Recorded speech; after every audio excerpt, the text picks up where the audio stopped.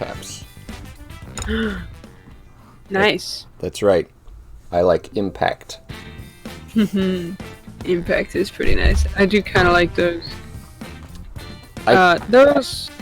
I gotta say, I'm also a fan of Castelar, which is just a lovely font. Also an all caps font. I can't remember what the font's called, but there's one that is like an 8-bit, like, font thing. There's a couple of those. Yeah, but I don't know. I thought that one was kind of nice. I do like some of the more thick fonts because they're easier to see Thick. and easier to read. All the swirly thin ones are difficult to read. Swirly thin ones. What, you don't like papyrus? I can deal with papyrus. I just meant the really. You know what I meant. Oh, really thin ones. Yeah, I think I forget. Yeah. Anyone that's too swirly. I should probably mute the desktop audio while we talk. Okay, well, you want the crowd to hear us as we prepare for Zeeple? That's fine. Oh, that's me. You. That's yours. Oh.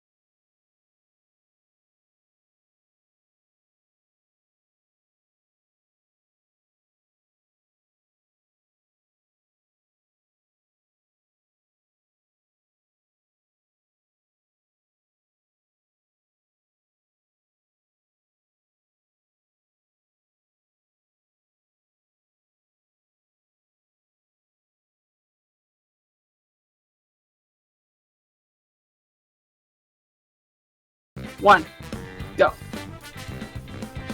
Hit me. All right. Hit you? All right. If you were to choose the breed you would be if you were a dog, which type would best suit you? Hey everybody, welcome back to Zeeplecast episode 5. I am your host, Gale Guy, joined as always by my esteemed co-host, Book Lover 555. If I were a dog, and that's assuming that I'm not a dog currently, no one knows if you're a dog on the internet. If I were a dog, I don't know. Something majestic and not too annoying. Like, I would not want to be a Chihuahua, because fucking Chihuahuas and Pomeranians. I was about to say, you want to be a Pomeranian? They're too much. Too much. Too much, say. Oof. This is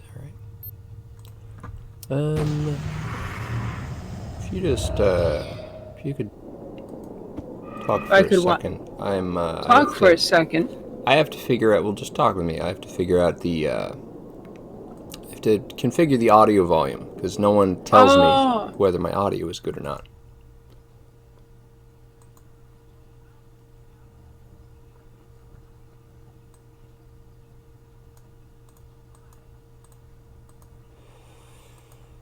It's the breed I'm most familiar with. We had a Saint Bernard, 2 technically. One of them is still alive, but the other one passed away. But they're big dogs. They're soft. They're pretty friendly. They're super strong.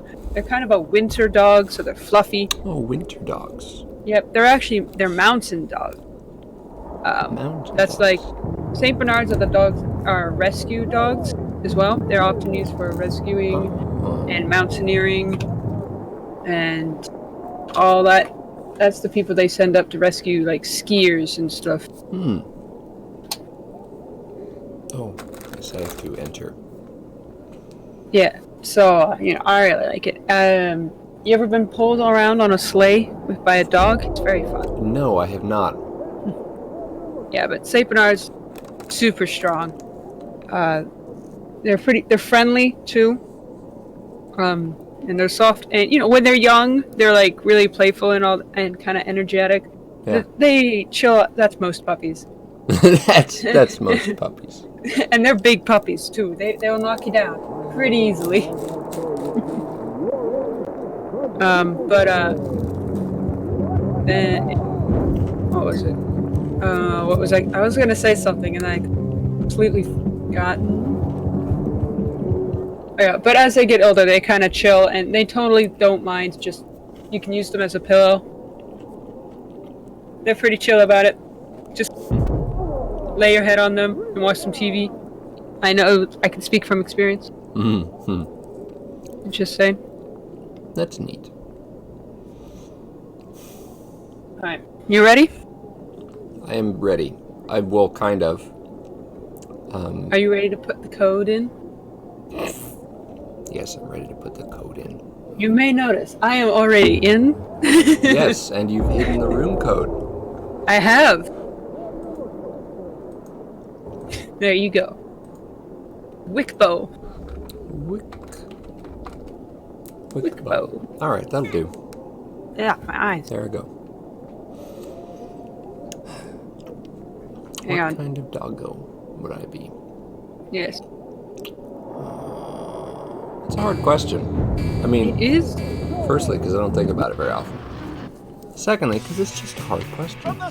There are a lot of dogs, and if you're not familiar with dogs, well, There's so many dogs.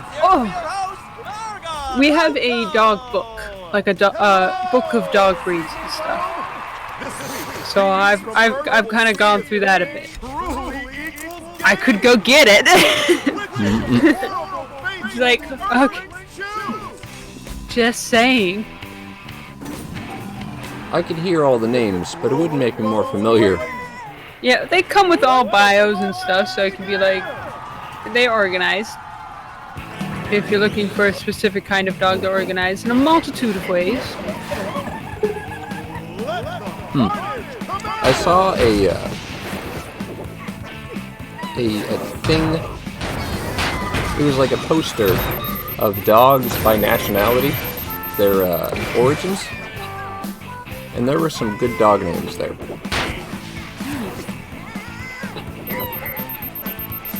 Hold on. If I could find that again, there's one of those I like. I like Scotty dogs a little bit. They're very cute. Yeah. So you thinking? Come on. Who are you? What dog are you? Are you Golden Retriever? Pitbull? Too mainstream. Border Collie? Just keep naming them, since you know Mastiff? so much. Mastiff? Oh. No. I don't have the body type to be a Mastiff. A Mastiff bear hunting dog. They hunt bears?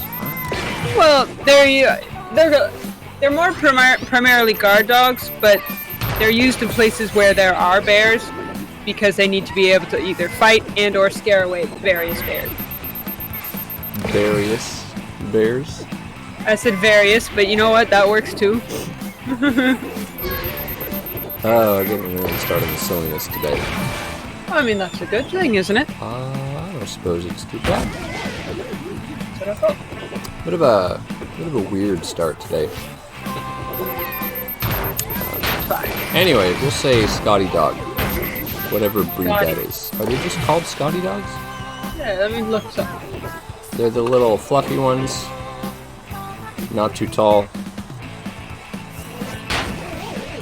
Google images on my computer. Oh, the Scottish Terriers, right? Scottish Terrier. Yeah, that sounds right.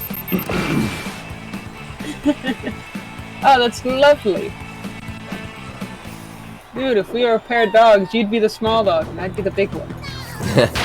Yeah?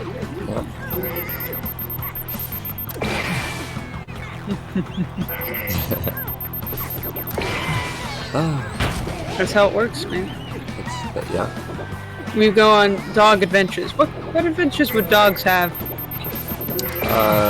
Finding buried treasure, which may or may not be in the laundry Be a hamper. bone? Laundry hamper? Right. You have dogs, don't you? I have dogs. They do good Hey, at dogs. things. Yeah, I can imagine. That's generally what dogs do. I have a story about when Ginger still lived with us. Ginger's the St. Bernard. She doesn't live with us anymore because, well, our house is a little small. So now she lives on my grandpa's ranch, and I know how that sounds. She does not go to the farm. She legit lives on my grandfather's ranch now. All right, listen. She's not dead. I'm glad you have confirmation. This could have I've turned seen into her a very there. different stream. She's much happier with giant open fields and cows to investigate. Yeah, but anyway, at one point and stuff, one thing about Ginger is that it was very difficult to walk her because she was so large and super strong. So essentially the only person who could really handle her, because we got her when she was a puppy, but was my father and my brothers because they were strong. However, that ended up changing to only my father on a day of my brother, my oldest brother, you know the one, Tank, was giving her a walk, and she saw like a squirrel or some kind of small animal critter, and was like, ooh, I want to chase that, because, you know, she's a puppy. That's what puppies do. Yep. So, naturally, she runs after it, and she just drags my brother on the ground behind her. Wow. Just Like, I'm carries talking him. just legit dragged. It took like some time before he even like let go of the leash and just let her go. Just dragging it so much. You know, she gets out. At one point, because we had like a little like wire or chain. It was pretty big because we got a decent sized yard, but you know, in the yard so that she could hang out outside. We didn't have a fence. And at one point she actually, she broke the chain. She didn't pull it up out of the ground. She broke the actual chain, so we had to buy a stronger chain for her. You broke the chain. Wow, that is a strong dog. Saint Bernards are very strong. I believe I did mention. Fuck telling you if Timmy's in the well, just fish him out yourself. School dog. I mean, yeah, there are rescue dogs. Huh. Rescue dogs for a reason, man. That's pretty cool. Because they're also very good at knowing where unstable ground. Huh. Speaking of unstable ground, yes. I'll tell you why today is weird. Why I'm having a weird day so far. I've been reading tarot every morning. It's simple, I could teach you sometime.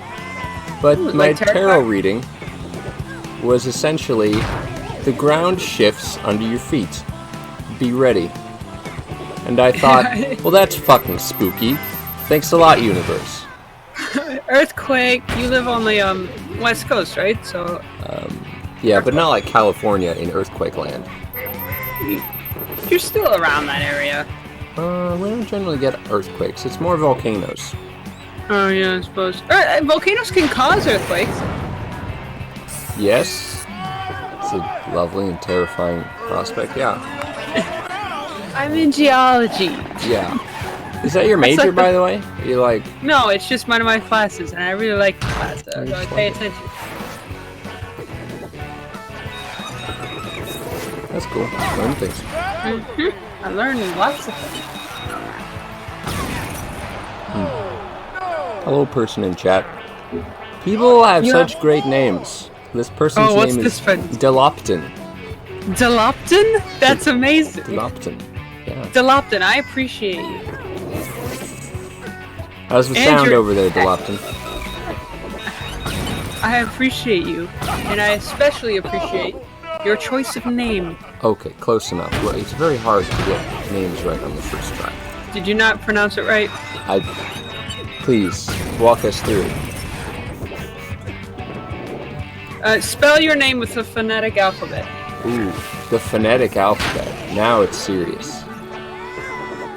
Yes, there's a universal phonetic alphabet that was designed by linguists and such that was supposed to be used in assistance so that they can help learn languages and stuff easier, even though they're wildly different and stuff like that, so they can figure out, what things sound like, what the word is, and what it sounds like. And also, the currently trying to figure out how many different sounds can the human body make with their mouth. Their, vocal cords or common speaking tools. Now that's a question. There's actually quite a lot. It's been said that babies, as they learn their first language, they refine the ability to use sounds that their culture uses, but they lose the ability to pronounce sounds that their culture does not use. Which is why, Americans can't roll their arms, and they can't make the Scottish H sound. What's the Scottish H sound? It's in lock, because we say lock, and the Scots are like, no, that ain't good enough. It's loch. Loch. Or something like that.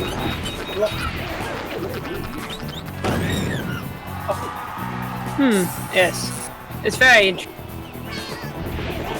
Language is another topic that is more interesting. Anywho, but it's like a chart or whatever. So you've got columns and rows, and it's like on one you've got where in the mouth this sound originates. Is it the tip by your lip? Is it the teeth, the tongue, or is it way in the back of the throat that you make it? And that all, and then it's what the sound kind of is. So it's if it's an R sound, is it an R using the front of your mouth, or is it an R sound using the back of your mouth? Yeah. The rolling kind of R's are more frontwards, whereas the regular Ours might be a little farther back. And whatnot. And some sounds share the same everything. But as of yet, they haven't found like the kind of sound. That's one of the sounds that they have, kind of like a rolling R. Is that sound. But they haven't actually found. It only exists near the front of the mouth, sort of. Yeah. They haven't found any version of the sound that occurs in the back. Like where you make the k sound, like a K. You know? Huh. R's and K's related. And that just makes me think of RK selection theory, which is... that's something else. I could explain that sometime. Please do. Feel free. First off, Delopton. Gotta get it right. Anyway. Delope. That's still a great user. I love it. Oh, well. Nope, still wrong. Oh, gosh. He didn't use the phonetic alphabet. Maybe I'll pronounce it right if I could see it, but I can't see it. Oh, well, come to my chat. Tin. Deloptin. Deloptin. Okay. We're gonna be here all day. I mean, it's worth it though, because names are important. That is true. It's like, names are specific. It's like, this is the sound I use to identify you. This is your sound. This is your sound. So. Well, that's all for this Names. For the Zeepledome, I'm Lop. reminding you that a Lop? lot of humans were hurt during As in lopsided. Lopsided. Deloptin. That's what I said the first time. Deloptin. Is it Deloptin or Dela? Where the stress goes is important. Deloptin? Alright. While we're... Diloptin. Deloptin. Okay, that's L. That's de, not duh. De. Oh, you got it, kind of. Delop. You want to queue for a new game so we can get new people in here? Sure. Are people requesting? I don't know. Not D. Deloptin. Am I saying it right? Deloptin?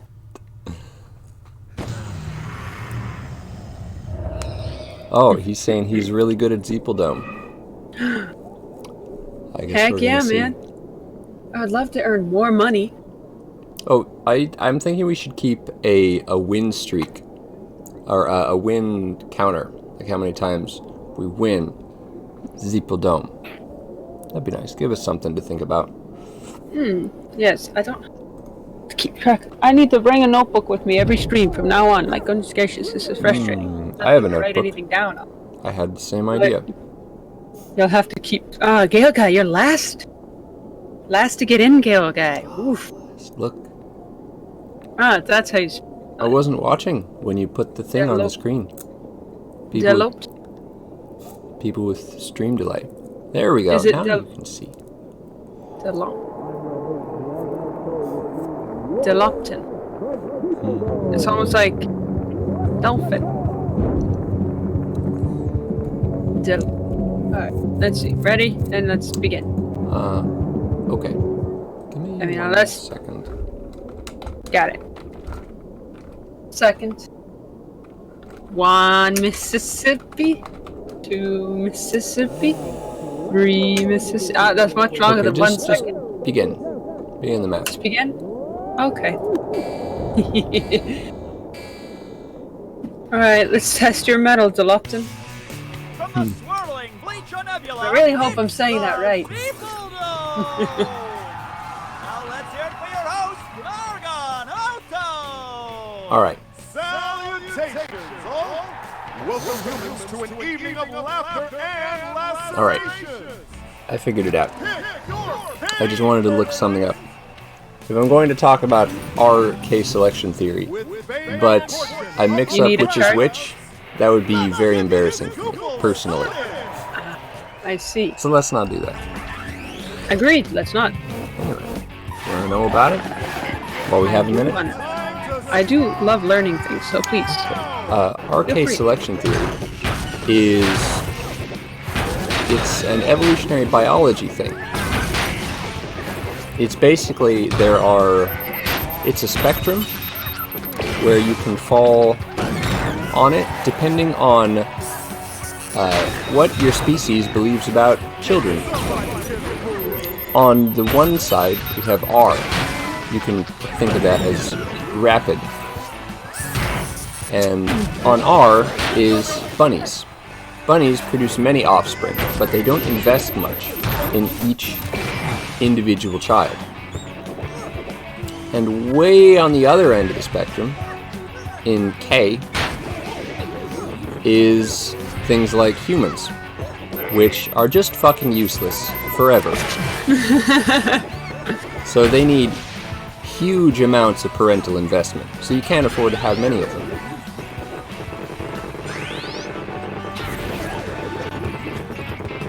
So, yeah.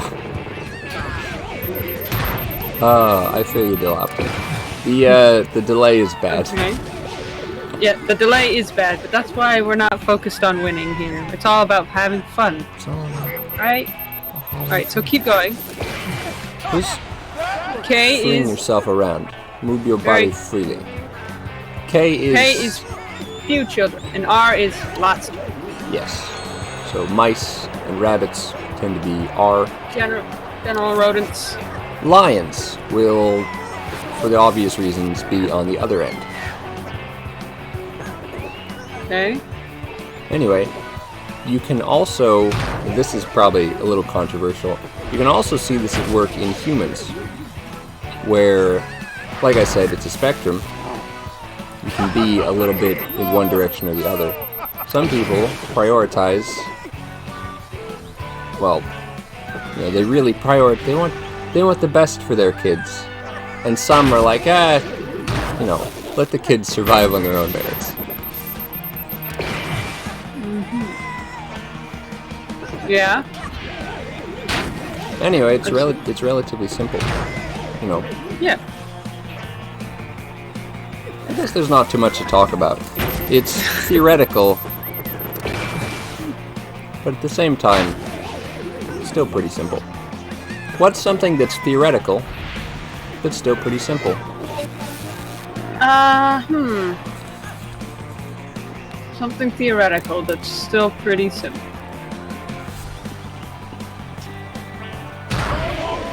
Tough question.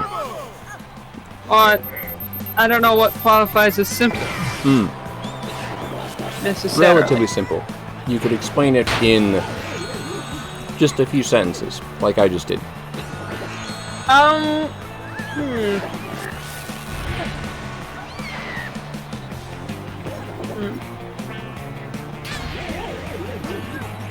would say... I think it's more of like, I don't know, maybe, I'll just say something we learned in geology. How water got on Earth. Oh. How did Earth get water? How did Earth get water? It didn't always have water? Well, no, it's at least not to the extent that we have now. I mean, it kind of started as a ball of molten iron, so... No, it started more of like an asteroid that rammed into other asteroids and absorbed them. It didn't become molten until it gained enough mass to become molten. Which makes sense. You know. It's okay. Like, it wasn't really a planet until it had a molten core, but it didn't have a molten core for quite some... Alright. Anyway. We have an answer. Is the answer... There is an answer.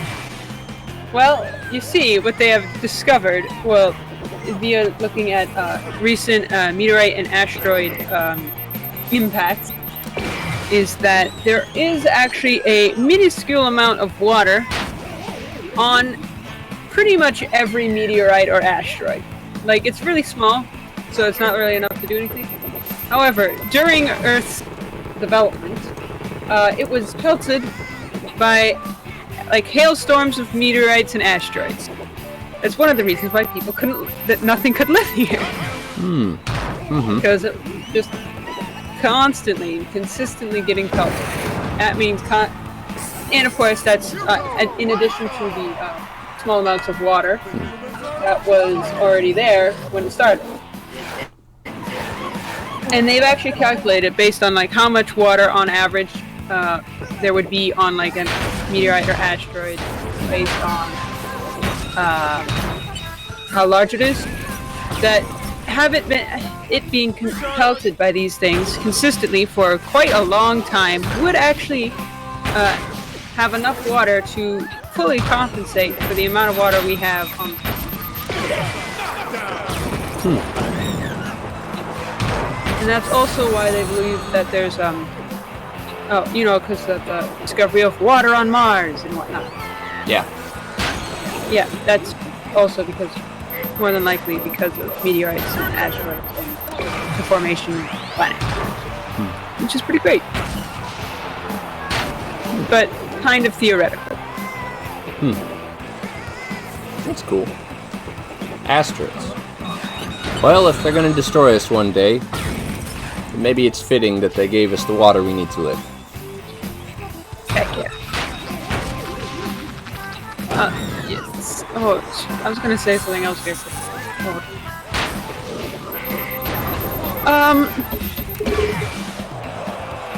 Oh yes. Did you know how the Earth is round, or kind of spherical? It is right? theorized to be round. Yes. I mean, we have pictures.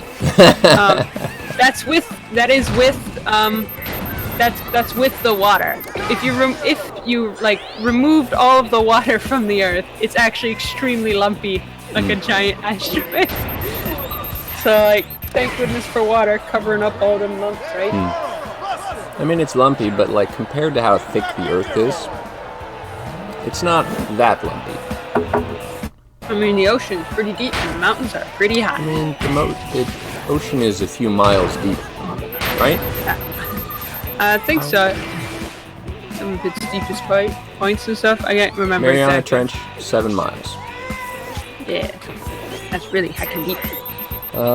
Yeah, but how thick is the Earth? What is the thickness of the Earth? Diameter, we'll say. Let's see. I don't know the exact thickness of the Earth, but I believe the crust is, roughly, it's thinner on the ocean floor, but thicker on continents for obvious reasons. That makes sense. So the crust, if you go oceanic crust, is roughly, about the same deepness. Well, no, that's including the water, sorry. Without the water. If you don't account for the water, oceanic crust is maybe a couple miles deep, usually. Whereas continental crust, it varies extremely, because as you may imagine, mountains are thicker than a plains biome. So it would have a thicker crust, and it would just... That's the weird thing about the continental crust and stuff. It floats. Yeah. You want to know why tectonic plate move? It's because they're floating on top of a semi-solid mantle. Yep. Well, not the mantle itself. There's a little in-between thing. The lithosphere. That's a good word. I have a question for you from the chat. We have someone in the Discord who wants to view the Discord stream so that they can play with less delay. I don't know the specifics of that.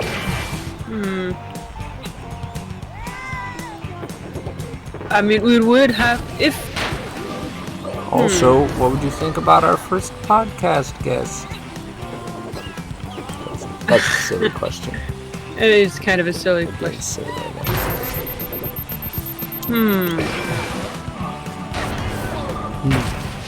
I suppose my primary concern with that kind of thing would be if we do it for one person and more people end up showing up. Well, nobody's going to be on stream, are they? They're all just going to be in the Discord. That would be my primary concern. We are currently using your Discord, That is so I suppose ultimately we can probably leave the decision up to you. But my concern is that we can't be fair because we wouldn't be able to do it for everyone who wants to join. Yeah, there's the issue with that. Yeah. So that's the problem. However, I'd probably have to research more about Discord streaming. Yeah. Like, I think... complicated. However, should you have a another chill game, we would be happy to consider it for switching possible games around. Chill Which game. is something we've done in the past. Yeah. As long as the point of it, though, is maybe not something that requires intense focus to complete. But, yes. Anyway. So, yes. Mountains float.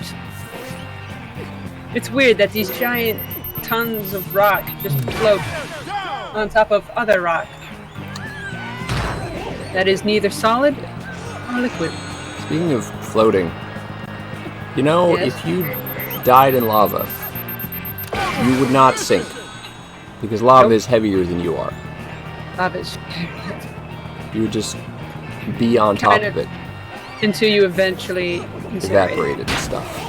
Yeah. Burned to ashes, as lava tends to do. Lava's metal. Like, Lava is amazing.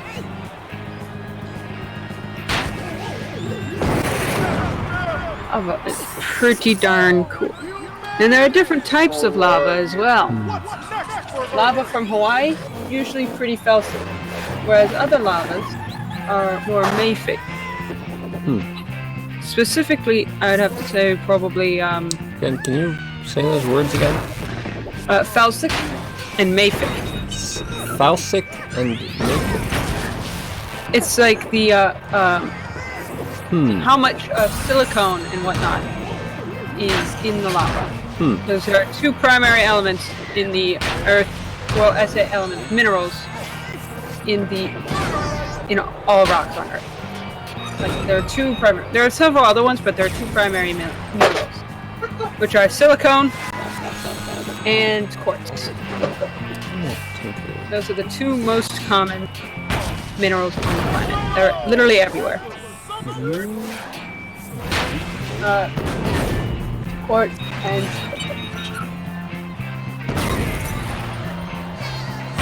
felsic is essentially sticky. Sticky. It's sticky lava. It's lava that flows more like honey or syrup and such. Because So it the has more more felsic, silicon or less? more. More. Silicon is sticky. Huh. I think it's silicon. It might be volatiles. I can't remember exactly. But it also has a lower melting point, lower temperature. So felsic rocks are lower, take less temperature to melt than mafic rocks, which require high temperatures to be liquid. Okay. I'm going to try something very briefly with the Discord. What is? Okay. So people can get in and see the Zeeple as you see it. Okay. See the channel.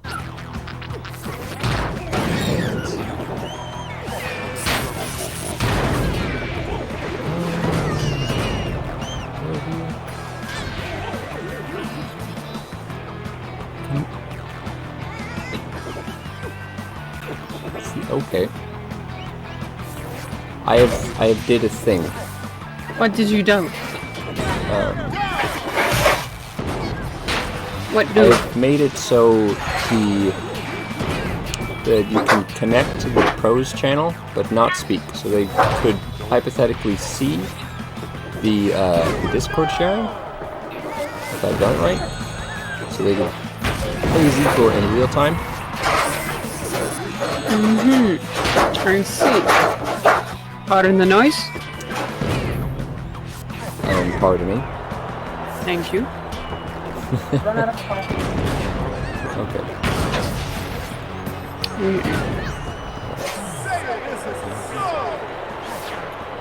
Let's see.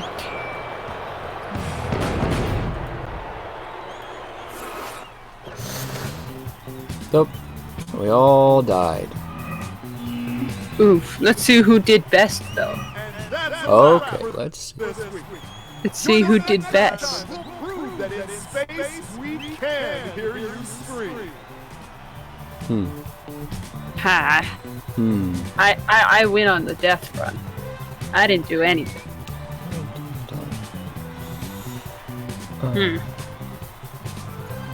Let's see.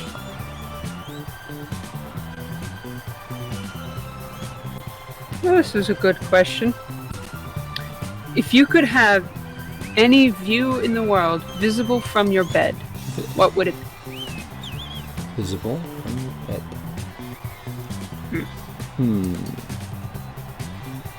If you can just lay in your bed and look at this view.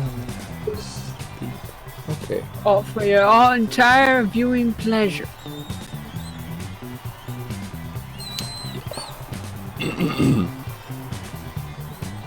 If you... I'm having trouble wrapping my head around the question. Can you please repeat that?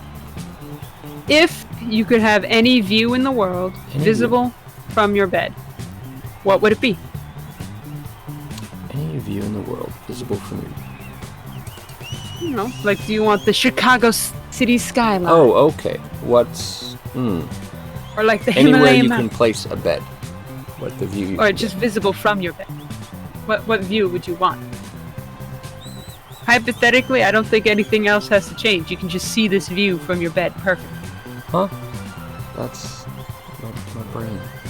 We can warp space and time temporarily to answer the question, Gary. Any... Oh, unless you want just to move your house to this place. Okay. No. Alright, so you we can want warp space space and time so you can get any skyline view you want. Yes, any view. It just says view. It can be any view in this world, in the world. So it has to be on. Can I look down from Mount Everest? That'd be interesting. Sure, you can have a glass floor looking down from Mount Everest. No, just like I can look out my window and look down. I don't want a glass floor. I'm not a madman. But just like, you know, you look down there and you see the people or whatever, and their little Sherpas. And the frozen dead bodies that they can't remove from the mountain because it's too expensive and dangerous to do so. Yeah, that. Do you realize how many, there's a lot of them up there. You know how many corpses there are on Mount Everest? There's so many that they're often used as trail markers. Yeah, oh, this is, yeah, there's like a guy who wears bright green gloves, and they're like, alright, we gotta go past green glove guy, and then take a right at green glove guy to avoid a large pit. Which he did not avoid. Which he did not avoid. Or something. And over here we have King Lear, shaking his fists in anger at the sky. Yep. Yeah, just... It's kind of horrid, but like that's what happens when you go up there unprepared, without training. Yeah. You gotta know how to live. And it's actually... The tourism at Mount Everest is actually kind of an issue for Mount Everest in general. Like the health and well-being. Yeah. Specifically of the guides who, unlike most people who only go once, they go many times because they're the guides. They're the guides. And then people don't listen to them. But at the same time, they are better equipped to deal with the danger than most of the people they're guiding. Indeed, that is true. But I think a lot of people... You know why there's so many dead people on Mount Everest? Why are there so many dead people? Not There's too many people who have a midlife crisis, and they're like, I want to do something great before I die. And despite the fact that I have no experience doing great things, I'm going to do something that's so great it could kill me if I do it wrong.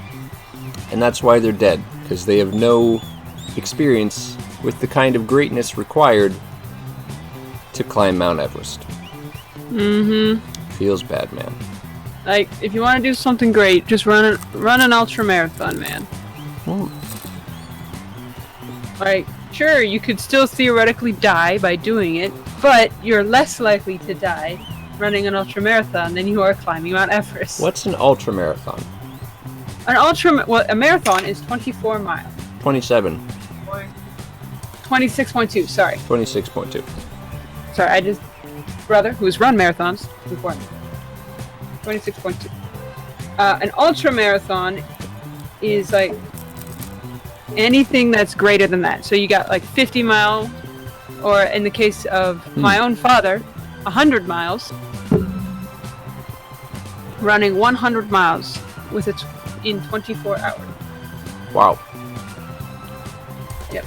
I mean, there is a time limit. Like, you can't take 6 days to run 100 miles. I mean, that would be my pace. Yeah. I think the max time on a 100-mile race is 1 second. Hey, Ian. What's the max time on a 100-mile race before the car comes and just picks you up? 30 hours. 30 hours. You have 30 hours max to run 100 miles. That's 100 miles is so much. Yep, and you're gonna run more than 20 hours, more than likely. So you're gonna be running into the night at like midnight, pitch black darkness, on these like weird trails that are oftentimes muddy. There was one my dad did where he's only done 2, but on one of them he had to wade through waist deep water for part of the trail. Yeah. So, alright, I'm gonna start the game. Okay. I did it, by the way. You what? have 2 spectators now. From the swirling Bleacher Nebula, Oh, it's wow. the Zeeplecast. Yeah. You have 2 spectators, not just the one. Yes. Not just me. Delopton is watching, so he can Hello, have Delop. the low delay experience.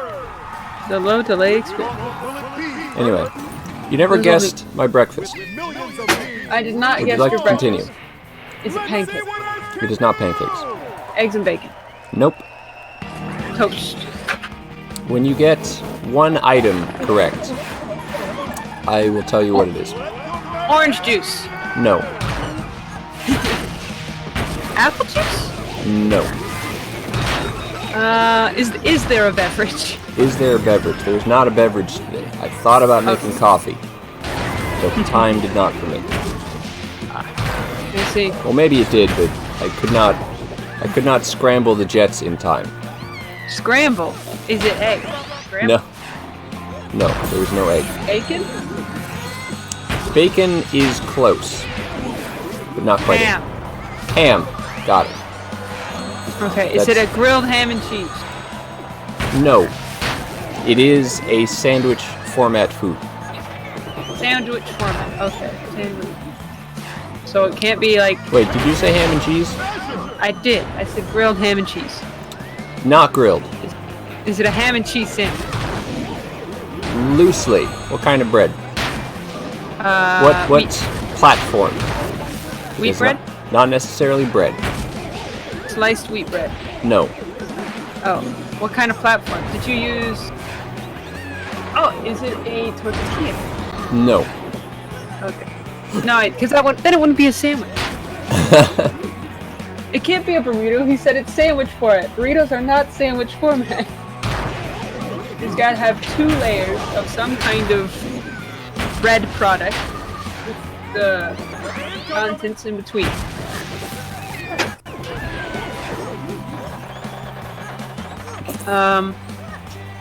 Yeah, I saw that. Anyway, what a... Yeah, sure. Here you go. Okay. It's the... What are the bread? Is it a croissant? It is not a croissant. Is it a hamburger? Hamburger. No, it is not a hamburger bun. Is it round or square? Is it more round or more square? It is more square. Is it just a sliced loaf of bread? No. Great answer. Is it graham crackers? It is crackers, but not graham crackers. Is it Ritz? No. No, it can't be Ritz. Ritz are round. Yeah. We're very close now. It's not graham crackers. It's not Ritz crackers. Those are like the two primary crackers I know. I don't usually. It's not oyster crackers. Those are too small. Is it those weird soup crackers? You know. Are you talking about saltines? Yes. Are you throwing shade at my boy? Saltine No, I love crackers. saltines. I just don't know what they're called. They're called saltines. And yes, I realize this now. that is the third ingredient. I went to the deli yesterday. I got some Munster cheese and some fancy ham and some saltine crackers. And life is good. Nice. That does sound like good life.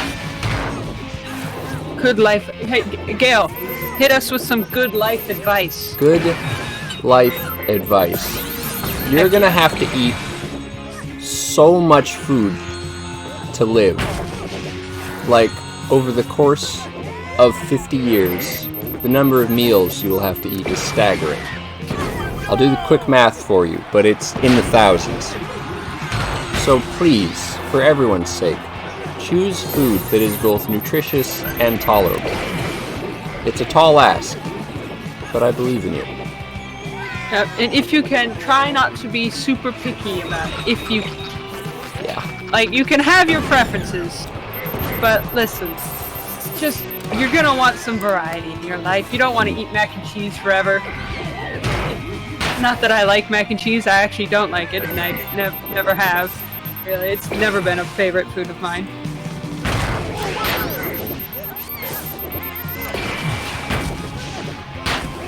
It's actually food that I really don't like. Whenever we had mac and cheese, I'd usually just...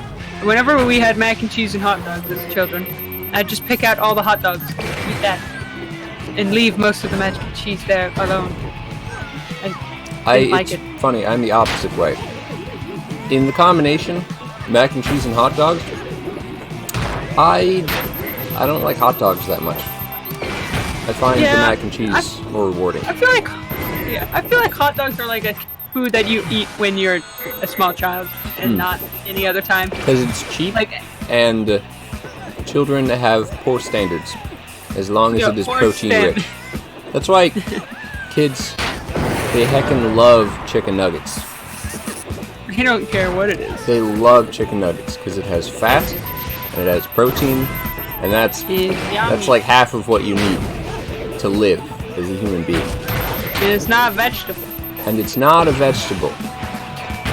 I think people serve vegetables in ways that are unappetizing. Yeah, I think that's the problem. Don't boil your vegetables. If you just grill your vegetables, put some garlic salt on them. They're so much better.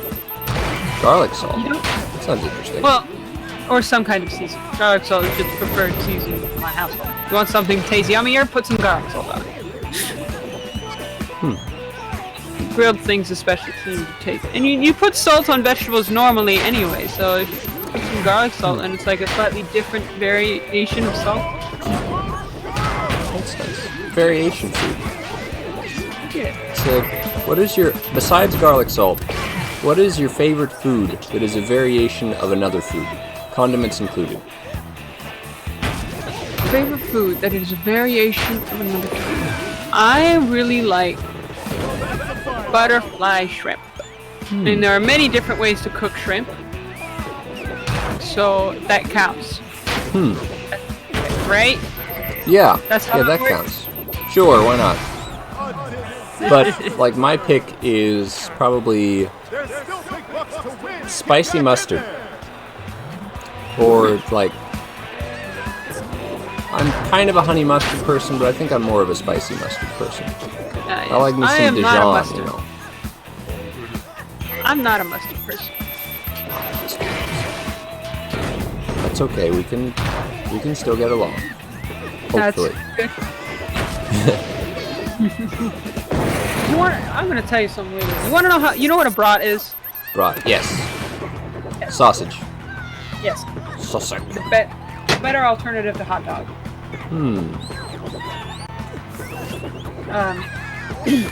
You wanna know how I eat brats? How do you eat brats? Here's how I eat a brat. I get the plate of brats in front of me. Right? I have my plate. I have a fork. I take the fork and I stick it in the brat, and then I walk away with my brat. That's how I like sausages. Yeah. Whereas normally brats are, similar to hot dogs. Yeah, you want to like dress them up and get all fancy with it. Yeah, man. You just get a hot brat. And Just probably the reason why I eat brats in this fashion is because the first time I ever had a brat was when we were in the Rocky Mountains. It was our first night, so we had just hiked with heavy backpack up and down mountains all day. It was like 11 p.m. It was all day. Pretty close all day. But so it was 11 p.m. We were very tired and exhausted at this point, but we needed to eat. But we were also very hungry. So naturally, we just cooked up a bunch of brats, and everybody just stuck a fork or whatever in them, just ate them, and then went to bed. And that was the only thing I don't remember. That was kind of when I was younger. I was a little picky. I'm not picky anymore, or at least not to the same extent. But so now, that's how I pick my first introduction to brat. cool. The easiest cure for pickiness is it being tired. Starvation. Not. Well, It starvation won't be will also starvation. do it. No, not for me when I was a small child. I was a very picky child. I'm glad I'm not anymore. Rather but when I was starved. young. Yeah, pretty much. That's metal. The way I would do it, because like the way we kind of did it, whatever. It's like if you didn't eat your food, well, they would save it, and then you would eat it tomorrow for your next meal. Mm-hmm. And if you didn't eat it, then they would save it. And it became progressively less appetizing over time. Yeah, I'm familiar. Well, yeah, unless yeah. And so naturally, me though, I was sneaky. I wouldn't just like, what do you want me to do? Starve? I would just sneak food. Duh. Oreos, bread, milk. Half the time, sometimes I would just throw it away. Well, they'd be like, yeah, I ate it. Oh yeah, totally. Now let me have my ice cream, please. That's the real end game. Of course. Dessert. So, yes. But then again, like, any picky child would say. Of course, there was at times when, like, because we were so stubborn, instead of, like, doing that, you could either eat the food or you got rice. Plain rice. You know, that way we wouldn't, like, starve. Oh, you wouldn't starve. Unless the rice was also highly unappetizing. We were very stubborn children. It was supposed to be plain rice, but we wouldn't eat that either, so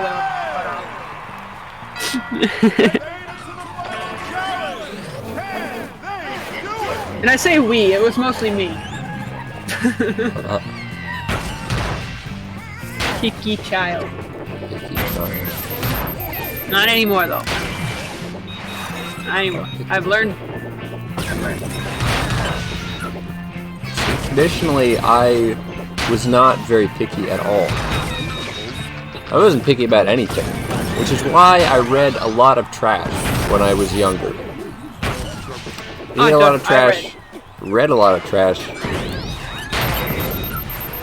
I know the feeling about reading trash. I look back at some of my old preferences or whatever. I'm like, what the frick was I thinking? This is stupid.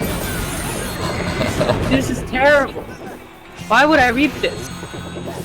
And to this day, I still don't have an answer.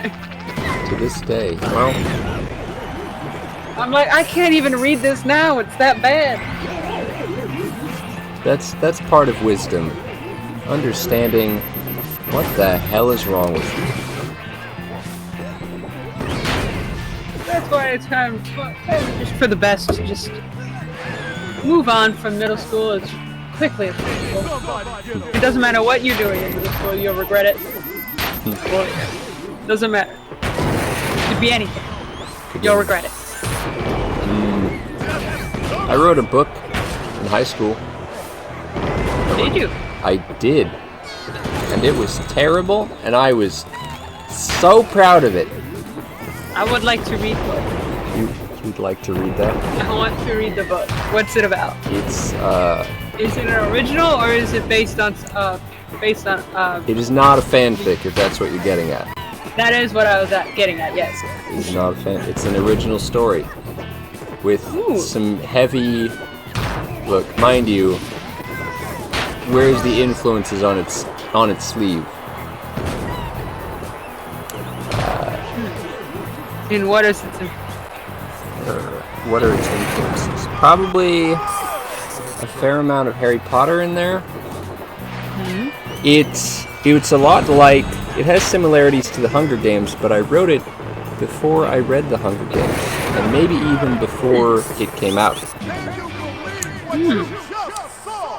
I'm pretty sure the Hunger Games, at least the first couple books, might have been out when you were in high school. You forget how long it's been. You're older than me, but you're not that much older.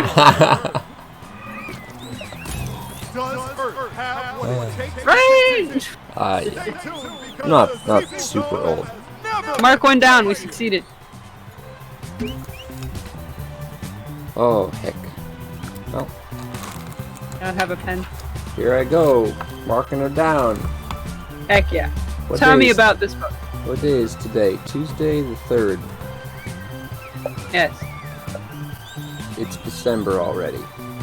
It is in fact December. Merry Christmas. Ho ho ho. This is our second win, right? Of insane mode. Yeah, I think so. This is their second insane mode success. Good. It's just- Good. All right. You want to know about it? It's Yes, I do. That's why I keep asking. yeah. I'm curious. Where is it published? It's not published. Look, you never publish your first book. Because not without like a hell of a lot of rewriting. When I was in middle school, I tried my hand at writing fan fiction and I sucked, so I stopped. But in hindsight, I kind of wish I had stuck with it a bit more. Fan fiction largely is like the writing of it is cathartic. Yes, It's like- and it may be trash, but it's not about, It's not about like being most skills, it's not about being good. It's about doing it until you get better. good. Not even that. It's a lot of fanfic. It's like I don't know how it is for you. I don't know. Fanfic was just something I did on the side once or twice for fun. So you did write fan fiction? A couple. Never published. Never submitted either. So don't go looking. Or rather, you can look, but you won't find. Dang. Unfortunately, you won't find any of mine, but they technically do exist on the internet for people to read. Tech. Oh no, I dropped the thing again. We'll just never be able to prove it's you. Yep. Because I, unlike on most other of my accounts, on my author's account on fanfic, I did happen to have a different username. A different. You weren't always book lover. No, Once upon a time. a long, long time ago. A long time ago in a galaxy not so far away. Yep, no kidding. There were days when I was much more unique in my naming schemes, I say, as I remember one of my first usernames from Animal Jam. I think I remember all of my user handles that I actually went by. What was your Club Penguin? Club Penguin. Don't even tell me you didn't play it. Didn't play it. Liar. What is it? Is this the Spanish Inquisition? Are you going to weed out the Club Penguin non-believers? Yep. It still exists. The good one. I know it still exists. But no, I was out of the loop. Didn't play it. Oof, that's so sad. I'm pretty sure my Club Penguin handle, last I checked, was Betty, followed by a bunch of letters and numbers. That's not even my real name. I just wanted to be Betty. So I was like, yeah, this is a good name. That's okay. It's not even close to my real name. I am not a Martin, but I have had a user handle Martin. Martin. Heck yeah. Thought it was a cool name. Was a Pratt brother. Christian Martin, Pratt brother. Martin was the blue one. He was also blonde. That's an interesting picture. Why? Blue as in blue skin. No. Blue as in He looked what? like a normal human being. He just wore the blue shirt. Oh, blue shirt. In blue colors. You see, when you say he was the blue one, I think you're talking about like some animated show where people can just animated. be blue, and that's okay. It's animated, but he's not blue. Missed opportunity. They could have made his whole body blue. Nah. But then it I would think have it's clashed with his hair. You don't want that. Yeah. Yeah. Chris was the green one. What show was this again? Wildcrats. I told you about it earlier. Yes, you did tell me about it. Mentioned before. Weird show, but it was about animals. So naturally, as a child, I loved it. Plus, the Krat Brothers. Will say, I love the Krat Brothers. They're amazing. They're like, heck yeah, animals. But then their show is like, heck yeah, animals, but also we're going to be as weird as possible by doing this. And get ridiculously excited about finding a gecko. And they're brothers. They have a brotherly interactions. It's great to see real sibling interactions on TV, you know? No. Brothers. Like, you have siblings, you said? I have siblings, yes. Yes. But did you grow up with them? Also, yes. So you know what I'm talking about, right? I just have sisters. Billions and billions of sisters. And no, I didn't particularly like any of them. So our relationships were largely antagonistic. Oh boy. Are you the baby of the family? Middle child. Yes, but are you on the upper half or the bottom half? Well. Or are you dead center? Which For most of my childhood, younger. But now, like, when I count all of my siblings, I am among the older. Ah, I see.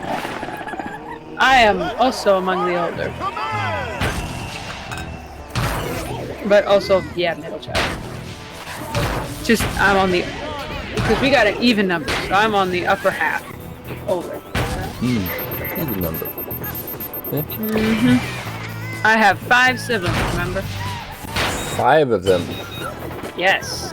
I have 1, 2, 4 that I know of. That you know of. That I know of.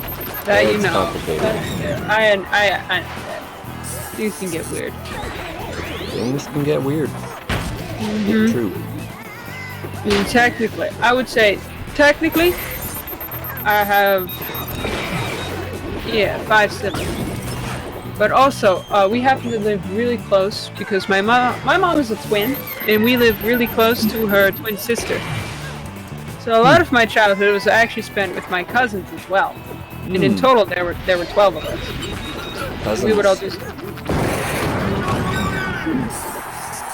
I knew some cousins growing up. Yes.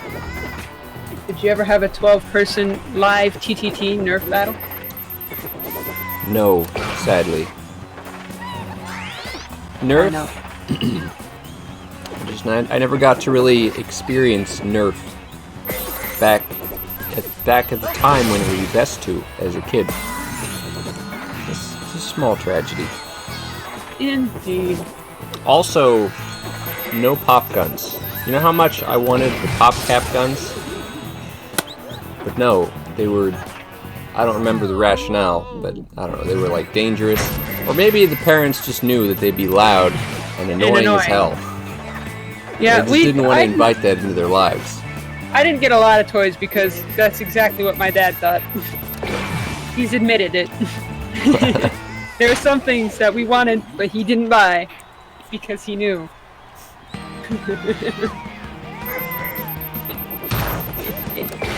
I mean, it didn't stop us children from being loud and annoying, but at least we weren't given more to. No. But at least he did not. He stopped himself from aiding and abetting the annoyance as much as he could. Yes. To an extent. What's your favorite kind of cracker? I gotta know. How many crackers are there? A lot. Pick one. You mentioned 3, and those are the only ones I can think of. There's saltine, Ritz, and oyster crackers. There's also wheat thins. Oh yeah, wheat thins are crackers. Yeah. Oh, there's a whole slew of crackers. whole world of branded crackers. I like oyster crackers. They're my favorite. I used to be a wheat thins kind of guy. A little less so now. I think saltines are my favorite, but only good saltines. Yeah. Like none of those like crappy, like great value saltines. Unsalted saltines. Unsalted.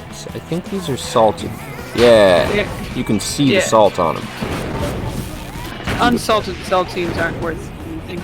Then they would just They're be called unsaltines. Saltines. If they were unsalted, they'd just be teens. Who wants to eat teens?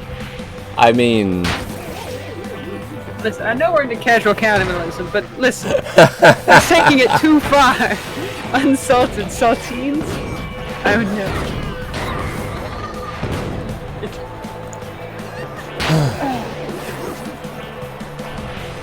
Ah, yes. Yes, indeedy. Ooh. Here's another question from the book.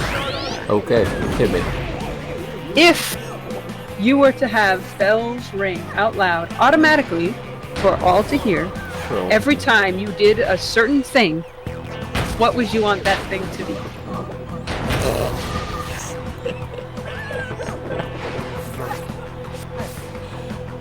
Now I'm just thinking... Do you want to announce an achievement or a failure? And how often does this thing have to occur? What if it's just something totally banal? Like every time you brush your teeth. Ding, ding, ding. My first thought... Have you heard the Lonely Island song, I Just Had Sex? I think I've heard it, yes. It's a masterpiece of silliness. So did you think... Are you telling me that you're trying... Or you would like a bell to ring?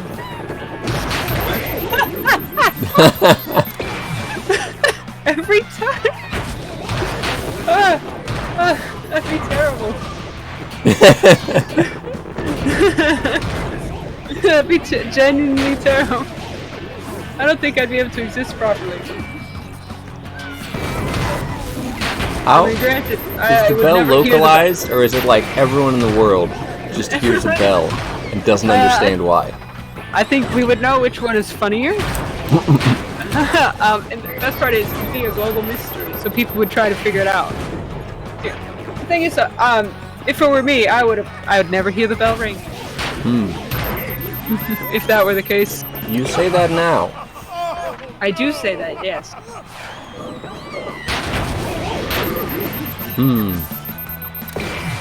Anyway, as a more serious answer, why does it need this? This is a stupid question. Does it need a serious answer? No.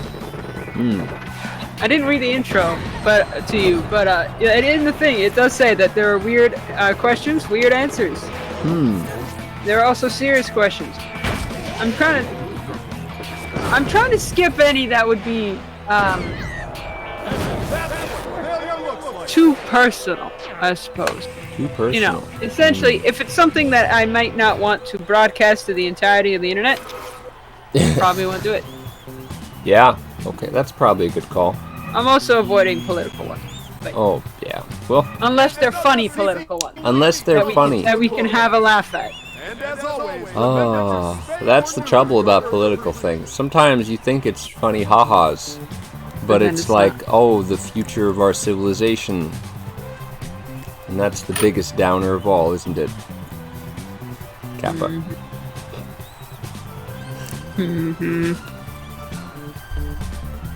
Been thinking of making a serious channel in the Discord. But I'm like, first of all, I was thinking I would make it so that it's public, but you have to opt into it specifically. That'd be cool. So that way people aren't, it's not there tempting you to be serious. Unless you want to be serious. Unless you want to be serious. Oh, do you have any desire for people to join? Are there people asking? I don't know. Are there people asking in your chat? I'm gonna look at your chat.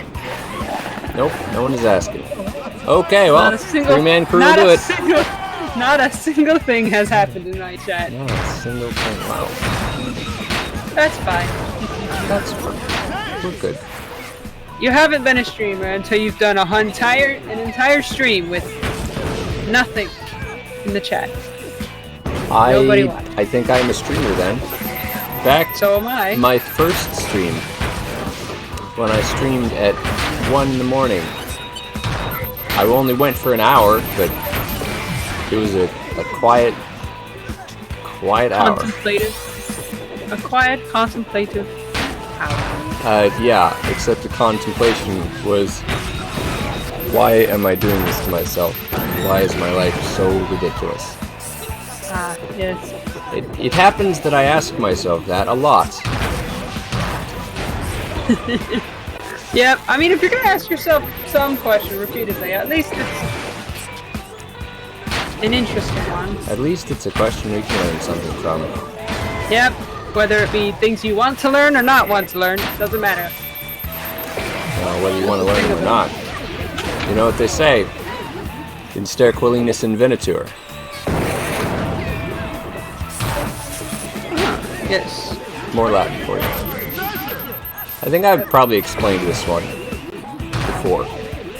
Explain it for the people who haven't heard you explain it. For the people, in sterquilinus invenitur. I don't know how to speak. I don't know the correct pronunciation. It's Latin. Latin is phonetically pretty simple. It's simple. It's not like French. The letters make sound. Yeah, but I don't know where the stresses go, and like whether an I is a short I or a long I. Yeah. So you get the gist, but not the whole thing. Yeah. Okay, I see. Anyway, it's Latin for "in filth it will be found," and it's an alchemical tenet which says that where you should look is where you don't want to look. Because, you know, if the perfect place for the secret of the universe to be found is in somewhere gross, because it's going to stay hidden there for a long time. Especially if no brave souls go and seek it out.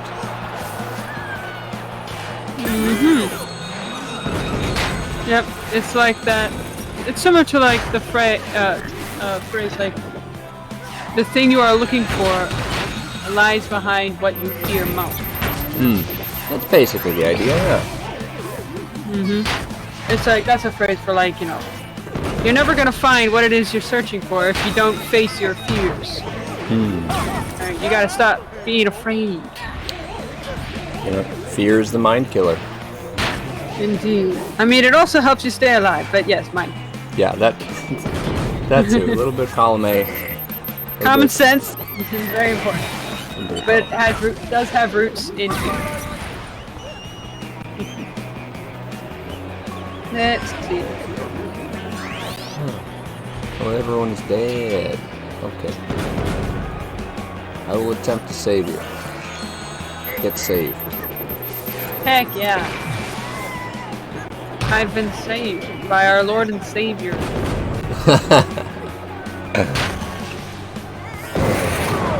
You know what they say? I'm trying to think of the proper. I have a phrase, but it doesn't translate well. But I don't think I should. I'm just gonna say the original phrase. I was gonna try and relate it to Zeepel somehow, but Alright, too many syllables, and it doesn't rhyme. You know what they say, Gail? Thick thighs save lives. That's all I got.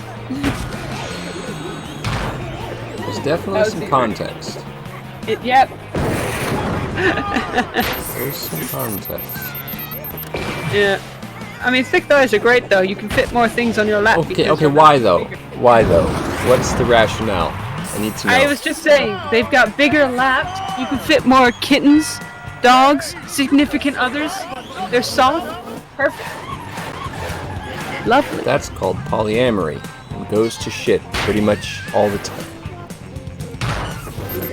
So, that's like sometimes a meme and it kind of falls flat. Do you remember the Willy Wonka movie with Johnny Depp? Yes. We don't. Everything in this room is eatable. Even I'm eatable. But that, kids, is called cannibalism and is frowned upon in many cultures. Not this culture, apparently. Not this culture. Well, but we're a culture of explorational memers. That is a good way to put it. We're meme explorers. Exploring the depths of what it is to meme and be a memer. Brave new memes. Meming where people have never memed before. These are the Except for voyages in the darkest of corner the meme ship Enterprise. Like, of the meme ship Zeeplecast. Because it is on a giant spaceship.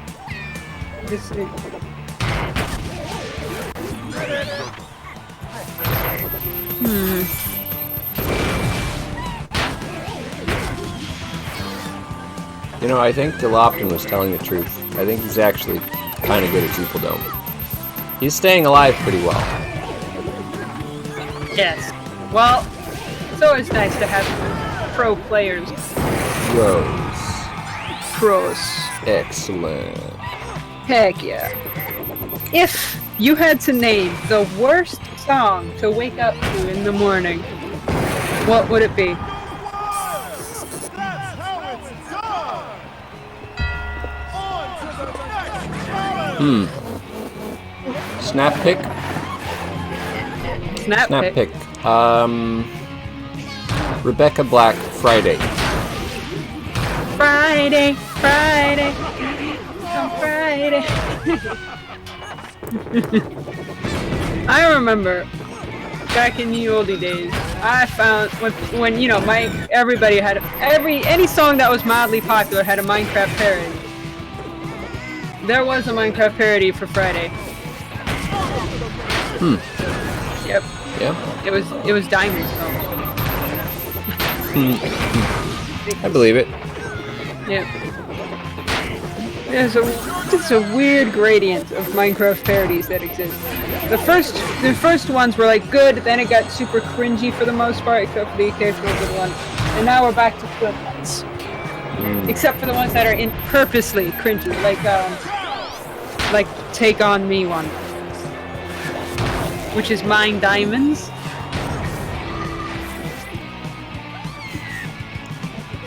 Terrible. Take On Me is a good song. Oh yes, but the Minecraft parody that was made of it, Mine Diamonds, is sung by like a 10-year-old child who has probably deaf, considering that they apparently can't hear themselves. Because if they did, they would stop. I don't want to be mean, but he thinks you should work on it slightly better.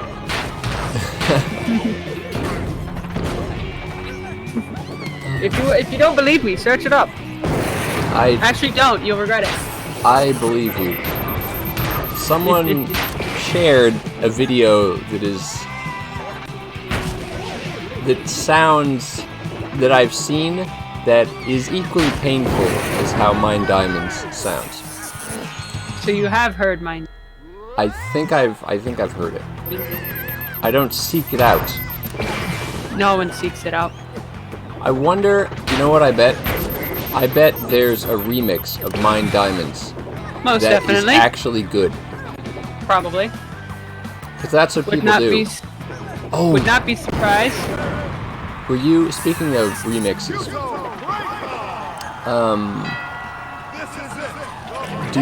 were you in on the We Are Number One remixes?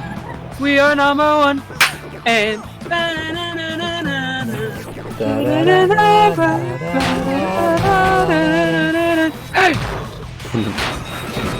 Anyway, my favorite to this day is one called We Are Number One, but it's Ration.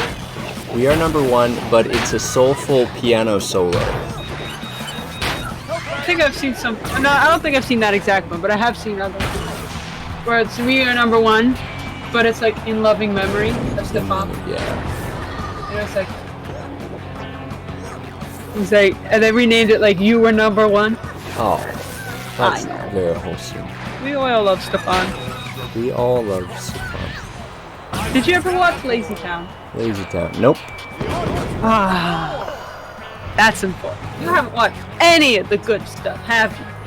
I bet you never even watched Clifford the Big Red Dog. I watched Clifford the Big Red Dog. Not religiously. Not religiously. Well, I didn't say religiously.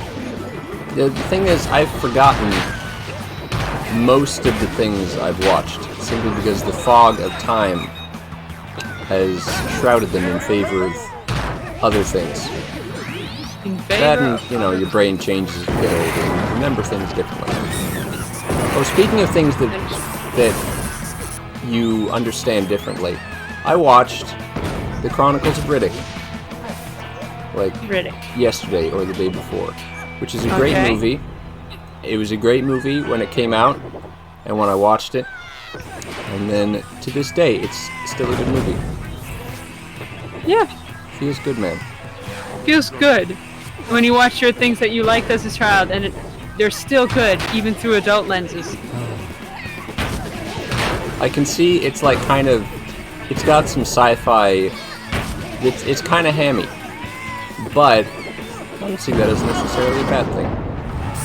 No, I don't know. To me, sci-fi is still good sci-fi. How much ham do you like in your sci-fi? Like a hefty amount, but not overwhelming. Not hefty. Yeah, like I feel like Spaceballs has a lot of ham in it. It's a know? it's a genre parody, so I know. it seems That's why appropriate. it has a lot of ham. But like, you see, Spaceballs does too much ham for a good, too much. Whereas Ham. it just needs some. Lighten the mood so we get some variation. Inconsistency in the amount of ham. You know? Inconsistency in the ham. Yeah. Yes. Like you could have one episode that's like all ham all the time. And another episode or part or section of the movie, scene, whatever, where it's like no ham at all. Serious hours. Big boy serious hours. You know? But you gotta vary it. Well, at the same time, you gotta be faithful to the intended... Audience. No, the character of the show. Like... Of course. Like, so I watched, have you seen Farscape or Andromeda? They're both sci-fi. From the 80s. I've heard of them. You've heard of them. Not watched them. They both I am not an 80s or 90s child. I think between shows, different amounts of ham is good. I think it's good to stay relatively consistent in the amount of ham in an individual show. Yes. But the ham should have variation within the thing. You can't have equal the ham same for ham every jokes episode. all the time. Exactly. You gotta vary it. Because that's what variation makes the funny moments funnier and the serious moments more impactful. Right? Because that's the thing DC is kind of done with its movies a little bit. You know, it's like it's serious all of the time. Yeah. Like there's so much serious and things like that when serious or when they do like impactful punches or what are supposed to be impactful punches. Yeah. It's not as impactful because they're surrounded by serious things. It's like, it's a serious moment drowned in seriousness. Yeah. And other serious moments. Yeah. Whereas like if you have other shows like if Adventure Time, which is generally a less serious, more lighthearted show. Generally less. But there are moments that are extremely like impactful and emotional, you know? Yeah. Like when Finn loses his arm. Variance in tension. That's one way to look at it. Yeah. It's kind of like, you know, because if essentially in a show, if it's all sad, dark, and grim all of the time, well, then that's what we're gonna expect. And that's what okay, well, that's all the show is capable of, and all the characters are capable of. But if you haha, show the funny moment, the happy moments in between, wait, so this is super sad and dark and grim, but it could be better, but it's not due to circumstances. Yeah. And that makes it sadder. Yeah. Or, you know, more impactful. It's tragic, you know. Yeah, tragic. You know what? I have a beef with AMC's The Walking Dead for this reason. Because there's so much, seriousness and so much tragedy all the time that it all just blurs together. You're like, yeah, everyone we know and love in the show is gonna die, and, you know, just stop watching already. Save yourself the time. Yeah. It's more impactful for a normally happy person to become sad, or a normally sad person to become happy, than it is for them to become happier or become sadder. Yeah. It's the it's the change. The person is sad all the time. The meaningful change that's important. Even if it's only temporary. If a sad person, if a character is sad all of the time, making them sadder. Well, yeah, sure, I'll be sad, but if you make them happy and then sadder, I'll be like, well, dang, now I'm more sad about this person being sad all the time because you saw them happy. Yeah. And it's the same way with the happy character, you know? You give this character who's happy and upbeat all the time, you give them a moment of insecurity or self-doubt and unhappiness. And then you can put them back onto the happy, got them. But then you're like, but are they really that happy all the time? Well, you know, doubt and moments of darkness. They're things we have to live with. Darkness makes light brighter, and light makes darkness darker. Yes. It's if you're in a dark room all the time, your eyes adjust, and you can be able to navigate decently well. But if you're in a dark room and somebody like flashes a super bright light at you quickly, every now and again, your eyes will never fully be able to adjust through the darkness, and it will remain dark and difficult to navigate. Well, for the moment. Well, I don't know if. Okay. First off. Yes. Goodbye, Delopton. Thanks for playing. Thanks for watching. Goodbye. Okay. Okay, so we don't have a dead person. Well, not dead. Gone person. I'm sorry. Dead. I went like dead weight. Dead weight. That's more of my attention, but I had said dead person instead. I'm sorry. You're not dead. And we appreciate you being here. Carrying us. I think about, as you set up a new room, I think that the flashing would not, because in between the flashes there's still darkness you can accommodate to.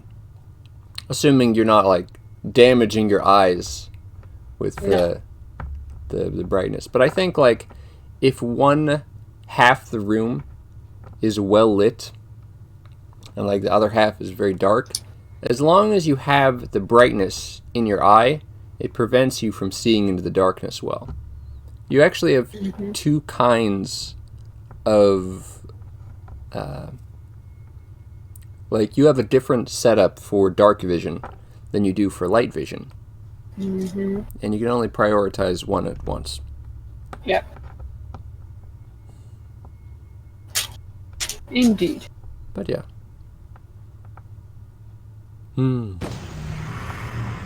Alright, that makes sense. But point still stands. The point, yeah. Acclamation. You gotta have some light in your shows. You gotta have some good. You gotta have contrast, because that makes contrast. Everything. Yes. Speaking of darkness, do you know Warhammer? And I do. Warhammer 40K specifically. It's a game. It's a book series. I don't think it's a television series yet, but I played the game. You played the game? Okay. I do have an account, and I've played a bit. There's a bunch of games now. I think one of the latest ones to come out was Vermintide. Yeah. I have no idea. Warhammer Vermintide. Anyway, it's Warhammer 40K in particular. The tagline is in the grim darkness of the far future, there is only war. But many people, they become so accustomed to the darkness that it stops being tragic and it starts being funny instead. And everything becomes kind of hammy.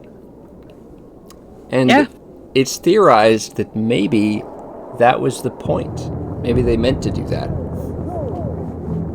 Well, regardless if they meant it or not, you put a bunch of people,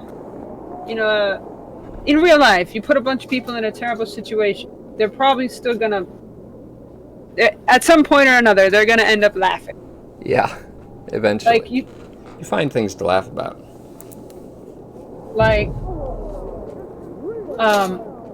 when my dad was deployed in Afghanistan, or in Iraq and stuff, at one point, he was kind of like one of the guys who, like, helped with, like, the vehicles. And at one point, they had to retrieve a truck that had gotten stuck in a river, which required him to be in the river, kind of attaching, like, tow cables and stuff to the truck. Yeah. The current of the river happened to be strong enough that it pulled off his pants.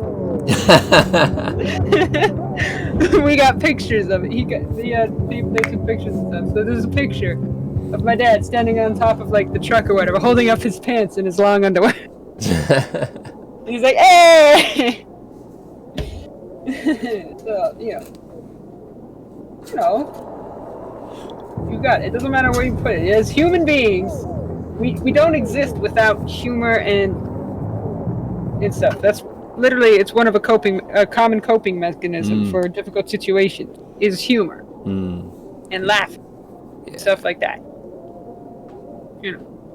Yeah. So, if you want to have realistic characters, they have to do that as well. They have to have comedy in some way, shape, or form. There we go. How it works. I don't make the rules. Who does make the rules? Can we bitch at them? I mean, I guess if you want. Nah. Oh, the room code. Yes, room code.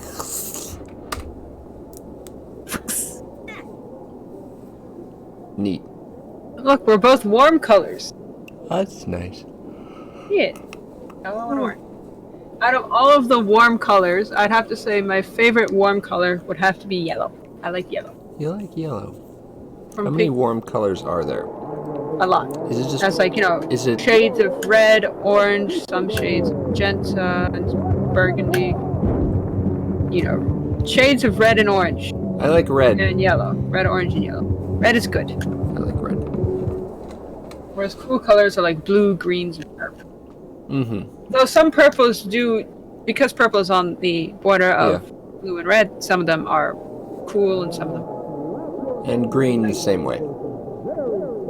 Because Yes. Greenish yellow. it's... Yeah, in between. Yellow and green. Variation there. But yes. For the most part, you got for the most part, blues are cool colors and red are warm colors. From the swirling bleacher know? nebula, it's the Zeepledome! Now let's hear it for your host. Do you want to know what color a mirror is? Greetings! I watched the Vsauce video about this. This is Oh, so you already know. pain, but mostly I pain. remember dimly that there is an answer. The answer is light green, right? Yep. I don't know why. I don't more know you- the logic. I don't know the exact logic, but it's something about them not being able to perfectly reflect. Not being able to perfectly reflect. Like, they do absorb some color, and the color, or I can't remember, they can't reflect every color, but the color they can reflect the best is green. So, which is why the more when you get an infinity mirror, Yeah. you look down it, it'll eventually fog up with a bit of light, Yeah. because that's the one they can reflect the best. That's when you stick. I think... See, silver, when it corrodes, or rather tarnishes... It does. No, it was copper that turns green. Yes. Silver, I don't think tarnishes. It does Silver not. does tarnish. I think it turns gray or black. No, I was thinking about. Sorry, iron. Iron is red. Iron oxide with red orange stuff. That's why some rocks are red, is because of their high iron content. And that iron oxide is red. They were not always red.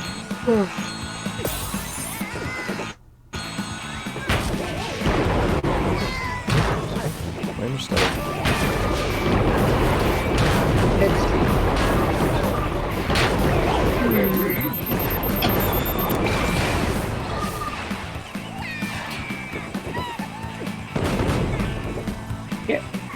If just one aspect of your life functioned perfectly forevermore, Forever. what would you pick?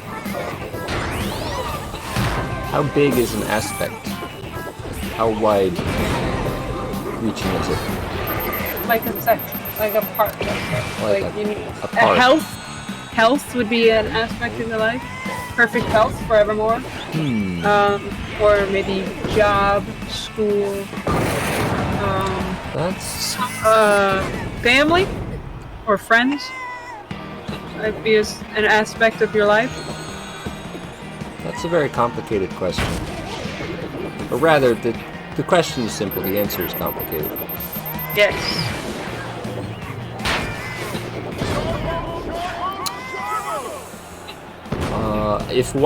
Here's the problem. If it was forever perfect, it would...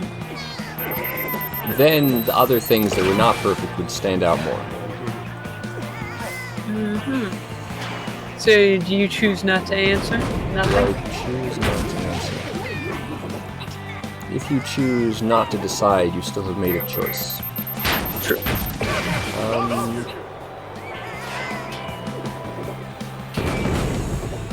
Let's see. Well, being as I am now,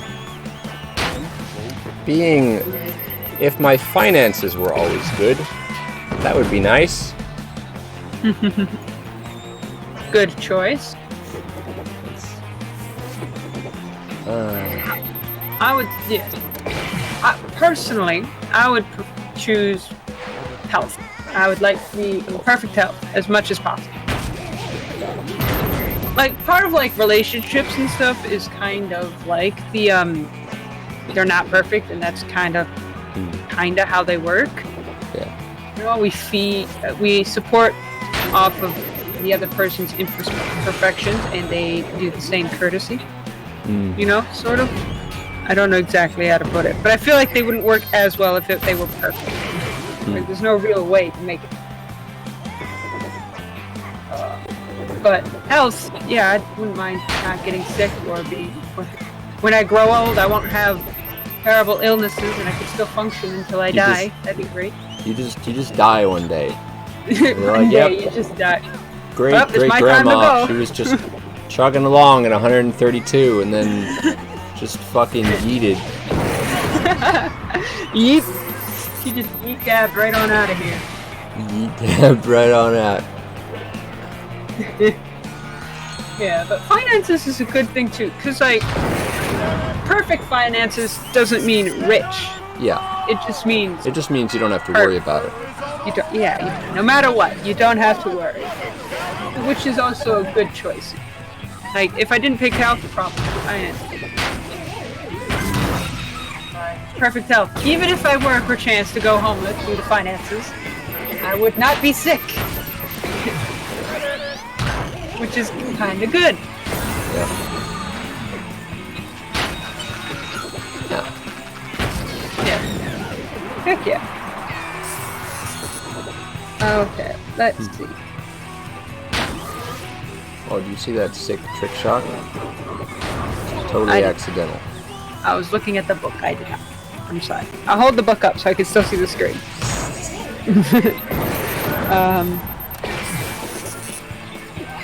Let's see.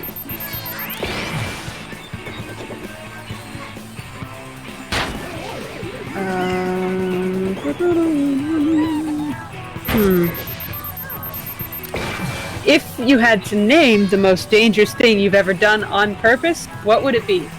What purposely dangerous thing have you done in your life? Most purposeful, that's dangerous. Is this limited to, like, immediate physical danger? Because, like, Nah. there are dangerous career moves you can make as well. Not that I've made too many of those. Let's say physical danger, like danger to your health. Physical. Like, you could be gravely injured or dead had this gone. Huh. That's a bit complicated. It is. I'm trying to think myself about the various dangerous things I've done.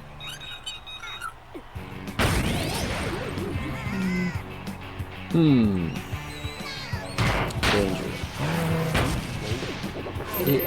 Look, there's two kinds of kids. Those who break bones and those who don't. I am the kid who does not break bones. Generally, Listen, I have not. I've just been, I don't do dangerous things often. I see. I have jumped out of swings. I have climbed tall trees. Okay, well, not that tall, because I'm not that good at climbing. I have climbed trees. I see. I also have climbed trees, quite tall. I have not broken any bones, but I probably should have. Just by pure luck, I didn't. Because I'm not very afraid. There was a point in time, I'd say, didn't really think it through, but at one point there was like while we were gathering, picking up some logs and stuff over at a thing, we were just on a short break before we continued working over by the quarry. and there's like a decline, and then you get the cliff to the core. And on that little hillside, there are like a bunch of trees and stuff. And one of the trees was, horizontal. And I'm like, heck yeah, I'm gonna climb that tree over this steep hill that leads directly to like a 200-foot cliff. Had I fallen and not been able to properly catch myself on the slide down that hill, or the weak fence at the bottom, well, you could call me pink. Could have gone poorly. Yeah, that's probably one of the more dangerous. That sounds like one of the more dangerous ones. Yeah. Let's see. While we were hiking in the Mounty Rockins. Mounty Rockins. The Rocky Mountains. That's like when the Canadian Border Police really, get their dance on. That's the Mounties Rockin'. That's actually a pretty great band name. A Canadian band. That's an amazing band. Oh man. The Mounty Rockins. Anyway, when we were in the Rocky Mountains, at one point we were climbing a hill that was mostly loose rock stuff, and there's several of us. So there were some people climbing above me, and rocks fall.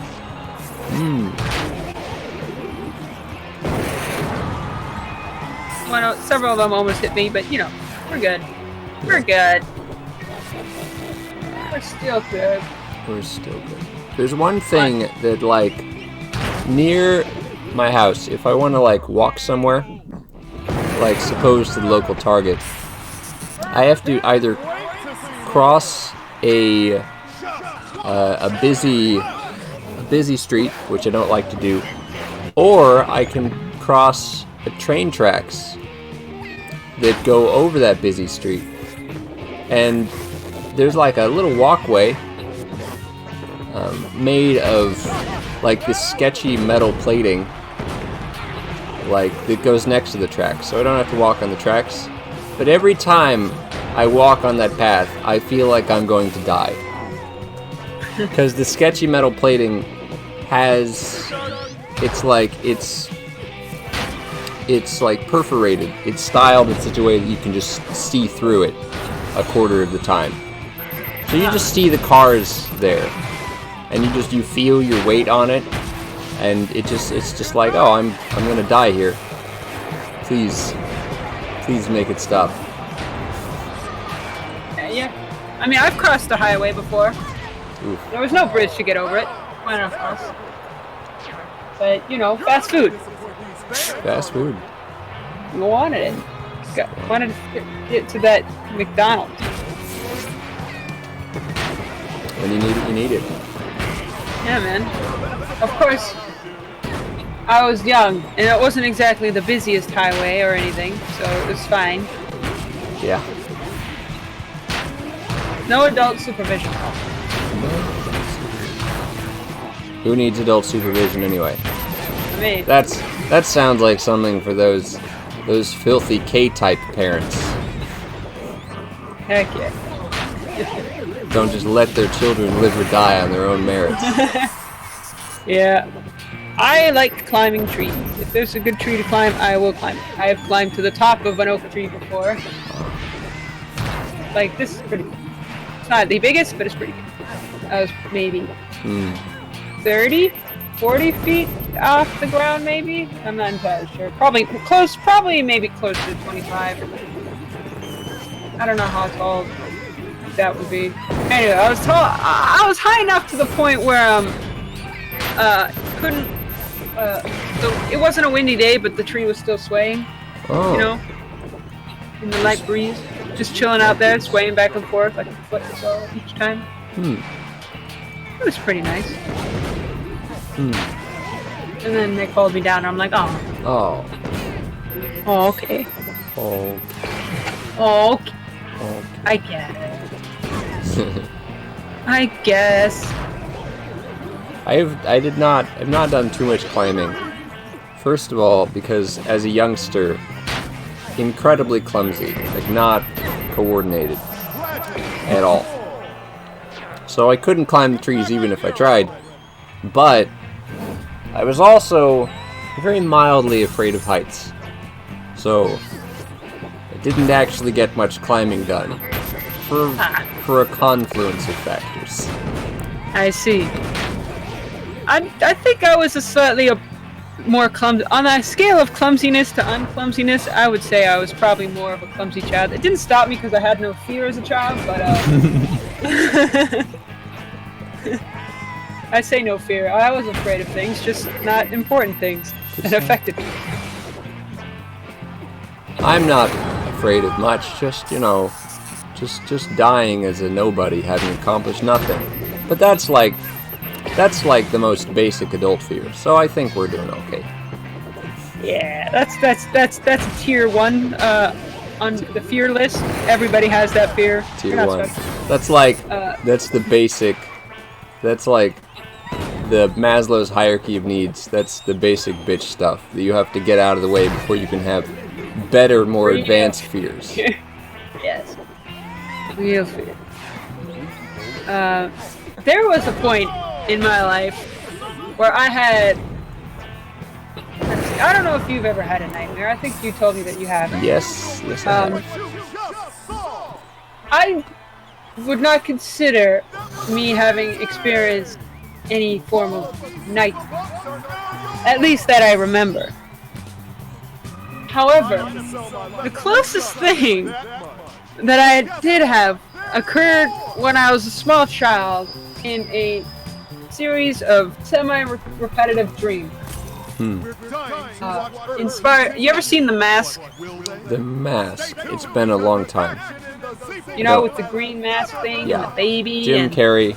Yeah. I don't remember it, but I think I've seen part of it. It's a very vivid memory implanted in my brain because it scared the crap out of me, small child. That's because they were playing it on the TV, and I only saw that. So it was like, at one point, the dude, the green-faced guy, whatever his name is, and looks at the window or whatever, and there's like a neighbor lady raking her yard in the middle of the night or something. I don't know. I can't remember. But what he ends up doing is turning her entire head into a giant nose. That freaked me out. I didn't want a nose for a head. That's a little spooky. So I guess as a coping mechanism, there we go. The terrifying thought was small child dreams. It's like at this point in my life, I had never watched Home Alone. But like, oh wait, we have a new guy. Anywho, not important. At this point, never seen Home Alone. But there's these two Home Alone burglar-esque guys, because at this time I lived in a room that had the balcony, who would go out onto the balcony and scheme about how to put a nose hat on my head while I was sleeping, so that I would wake up with a nose on my head. That was their only goal. However, you see, the nose head, or the balcony door, was jammed shut. It could not be opened, you see. So they were scheming on how to get into the room so that they could do it. But they couldn't open the door, so they had to find other ways, and they never could because it was impossible. And one of the, you had this cliche like tall, lanky guy, short, stocky dude or whatever. Which, like, the brains is the short one, and the tall guy was more of the brawn, I guess. The arms, cliche. If you will. Yeah, the arms. Anyway, and this lanky guy's like, I got an idea. Hey, I got an idea. What if we use this? And he pulls out an ear hat instead of a nose hat. And he's like, no, you fool! The point is to get a nose on her head! So that was like recursive dreams I had until I eventually got over it. Is everything okay here? I think the game crashed. That's nice. Just give it the old space yeet. Dunk it into the astral plane. Goodbye, Moon Men. Yep. Well, did you want to do something else? I mean, I feel like this is a hint, hint, wink, wink situation when you say that. I feel like I should be asking you, do you want to do something else? Sounds like we have a.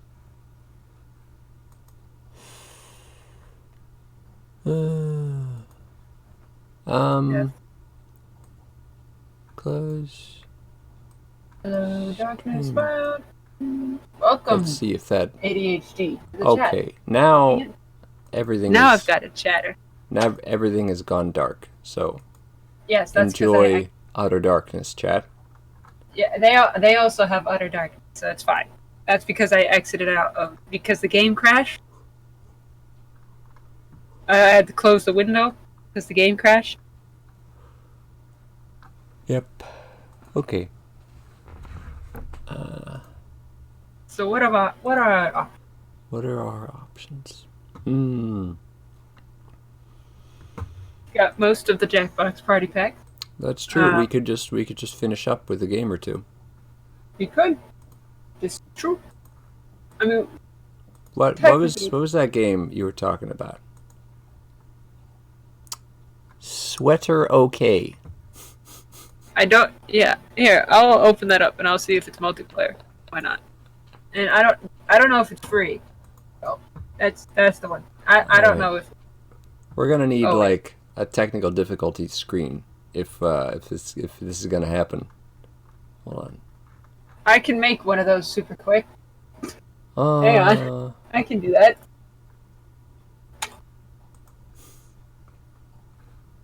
And we're back.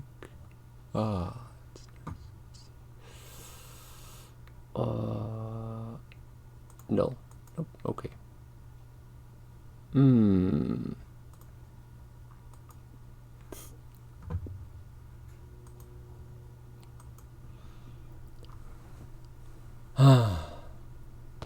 So how was your weekend, Book? How was my week? Well, let me tell you. It's okay. I didn't really do much.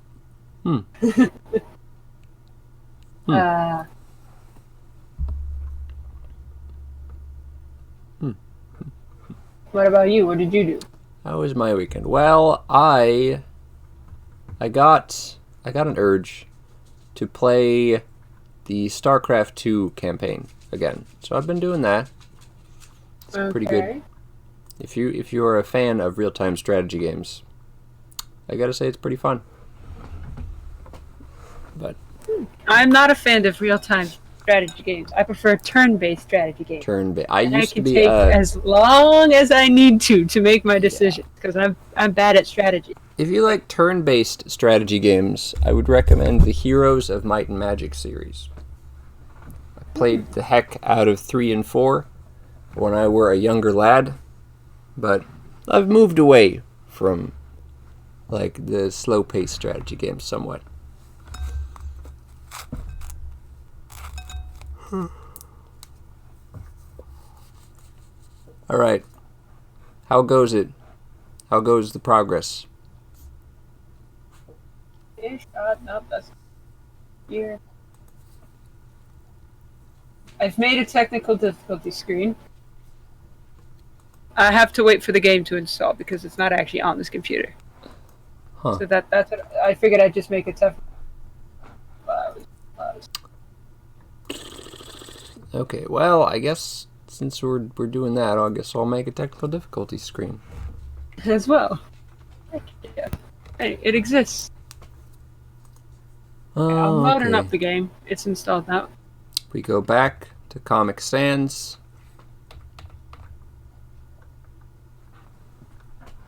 It is kind of loud, though. Oh, Castellar. Oh, there is a difference. Is there? No, there isn't a difference. Okay. Nope, Castellar is all caps. Don't need that. Okay, I can just mute the game or not. Mute the game or not.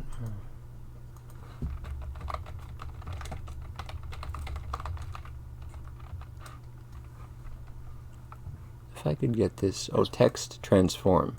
No. Color. Opacity. Alignment.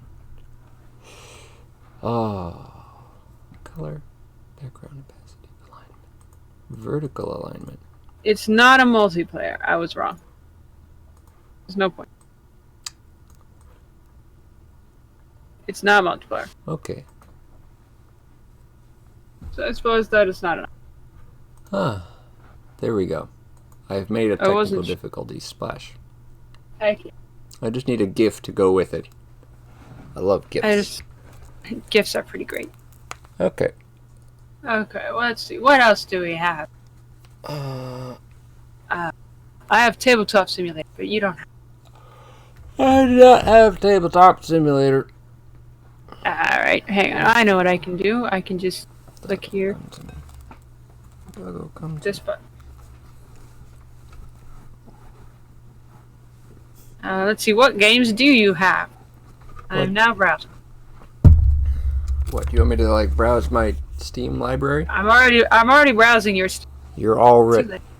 I'm already there. I'm already there. Hacker voice. I'm in. I'm in. Oh, what do I have? You got stuff. Yes, many stuff. Many stuff. Much stuff. Wow. Yeah. Let's see.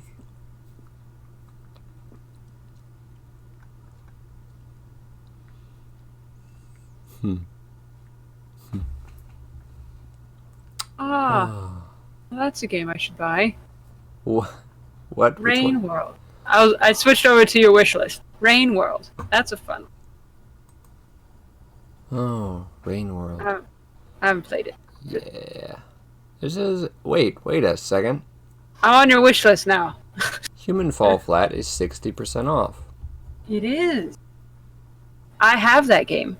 I want that game. God damn it. I hate being broke. Why, is there like some big sale going on? Because everything on my wish list is on sale. Yes. Oh, it's the Cyber Monday sale. Yeah. That makes sense. You should buy things while you can. I like how Slay the Spire is like, we're going to go on sale, but only a little bit. Only 25%. Fuck this 50% bullshit. Yeah. That's most of the games on my wish list, unfortunately. Okay. We gotta find a game. Now I'm curious. This. What? Curious, sir? I'm curious. I just want to confirm. Factorio is not now on sale and never will be. Good stuff. Yeah. Pity. I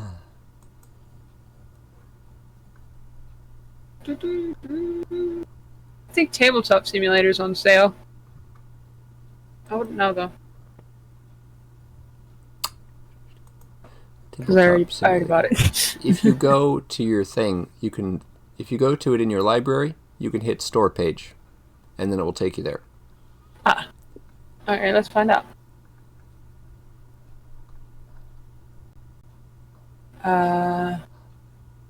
Oh yeah. It's 50% off, so it's only $10. Heck. Only $10. Oh, you viewers out there want to get a good game? You should try this game. It's pretty fun. I played 20 minutes. In those 20 minutes, I drew. Did it say 20? Just drew something, yeah. No, it was 94 minutes. I've played 94 minutes, and I drew some. I found the pen and I doodled things. Hello, Kenneth. Welcome to the chat. We're gonna change this technically. We're gonna change this. Yes. As long as we're on what is it? As long as we're on. No, I'm just I'm changing my technical difficulties. Instead of saying technical difficulties, it just says it says technical yeets now. Nice. As long as we're on just chilling, I'm gonna put some music up on my stream. Oh, okay. Is it working?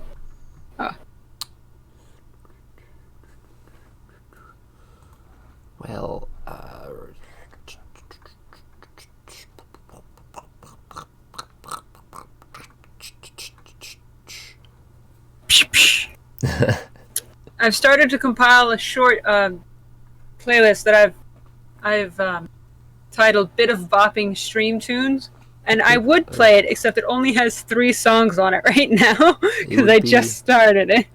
It would be a short listen. It would be very short. I'll just borrow. Could just borrow this place. Maybe. Okay. Well, there are no good Jackbox games you can play with 2 players, are there? Not really. Not really. I'm trying to. What playlist should I pick? I've got Dream and Chill by that I found. Sad and Somber, piano and strings. Medieval music. Medieval music. Late night vibe. You want medieval? Just the sound of it is very interesting. Do you want it?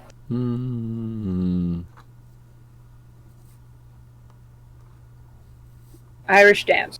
I mean, I'm not listening to your stream, so it's not up to me. You can hear it. We'll play and see how the stream likes it, I suppose. Let's see. Yeah. What do you do? Trying to look for games that I could theoretically play. Well, if you owned Terraria, we could do that. But you don't. Yeah, well, if you owned a multitude of games, we could as well. But guess what? Oh, you don't either. You don't even own Uno. But Tabletop Simulator has Uno. All I need is to own Tabletop Simulator. It's on sale. It's $10. Just buy it. It's $10. It's $10 I don't have to spend. How do you not have $10? Look, it's complicated. But suffice to say that my life has become much different than I imagined it 10 years ago.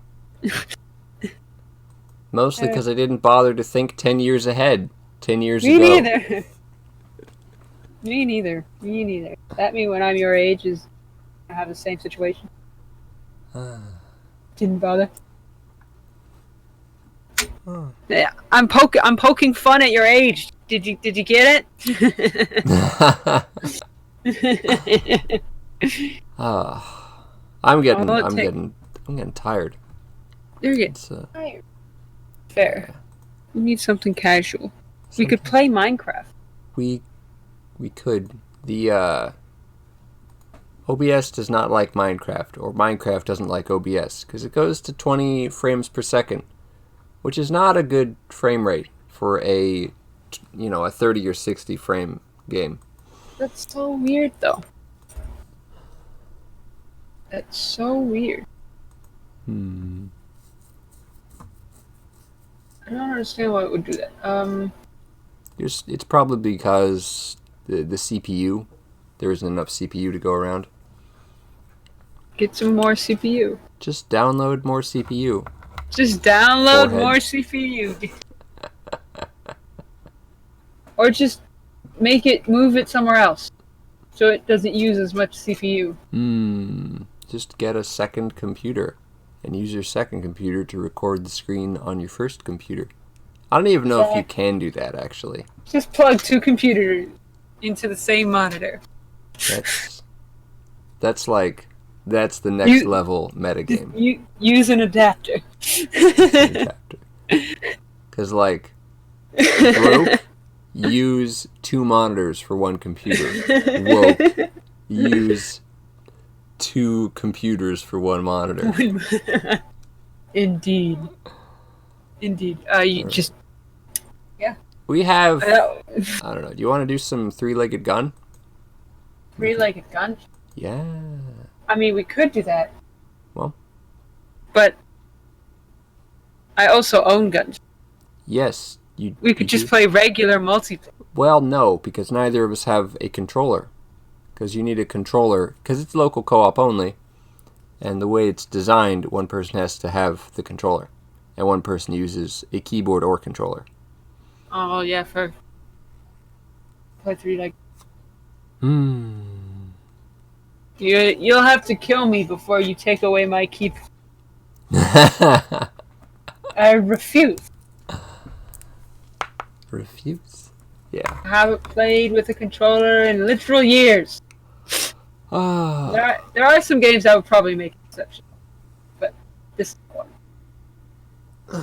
Some games are real good with controllers. You ever play Sly Cooper?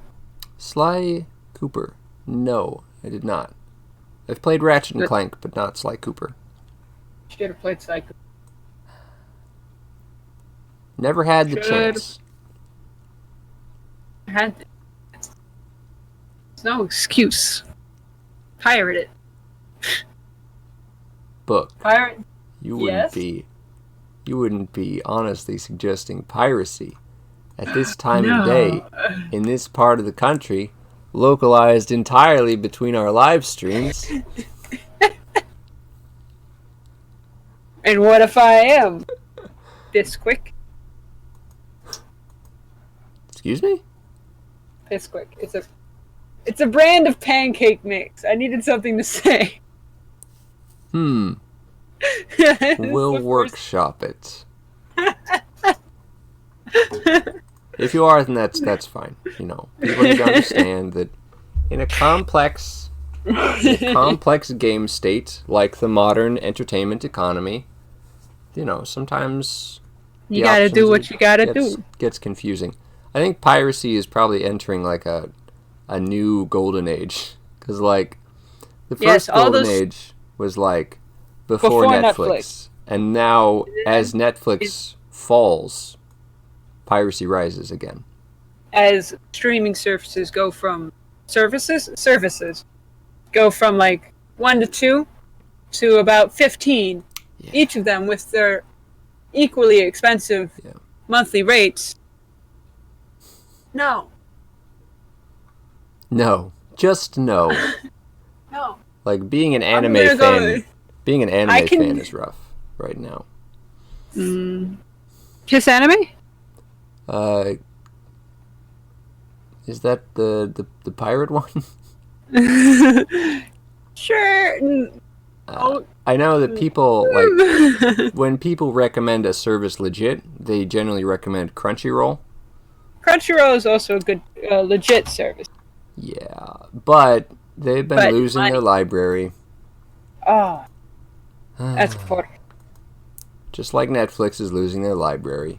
And people it's are so like, sad because you know what? The show's there. I don't want to pay $60 a month for 4 different streaming services. How about I just pirate it and save a lot of time and energy and frustration? Yep. Exactly. I can deal with a couple of ads telling like hot singles near you. Or whatever, I can deal with it if it means that I get to watch my show.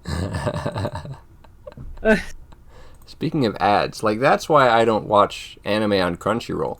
It's not even that they don't have what I want. They have like 5 minutes of ads for a half-hour episode. That's as bad as TV. Well, almost as bad. TVs can get up to like 15 minutes of ads.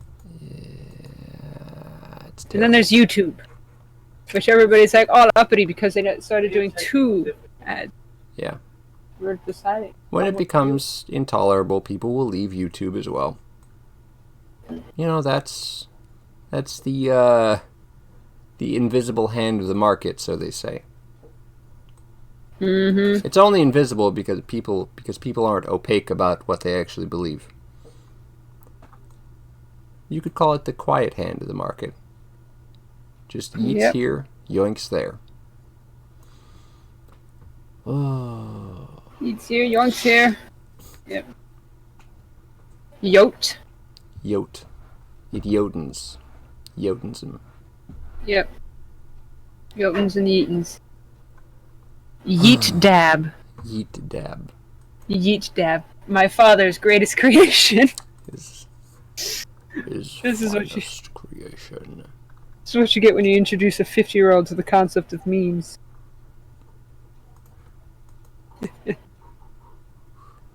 Oh, wait a second. I know the song. This is... It says Skyrim. So yeah. Oh, Skyrim. Medieval music. I still got the medieval music going. Is it the Dragonborn theme? Nope, it's Around the Fire. It's like the ones that when you're in a tavern. Huh.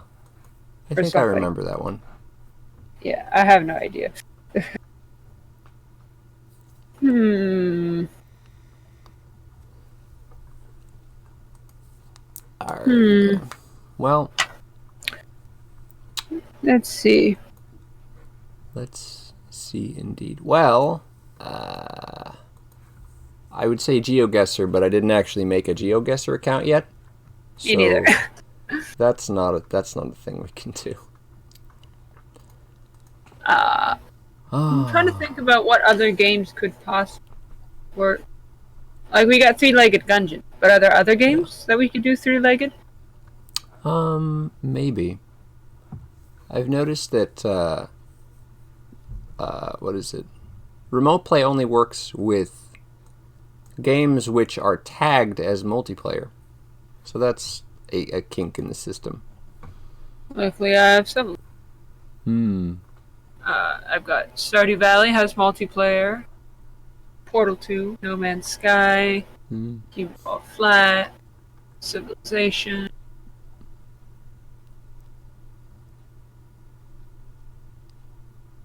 We could play Civ 6. We could own a nation together. By that, I mean Egypt. By that you mean Egypt. Yep. Just No ifs, ands, or buts. We're doing Egypt. If we're doing Civ, we're doing Egypt. It's the only answer. Egypt in particular. Wow. Because Egypt is the best. Yep, and we still have all of the Trivia Murder Party works well with few players. I know that much. Best trivia. You have to answer questions in a timely manner, which I feel like is an issue. Yeah, that's the thing. Let's see.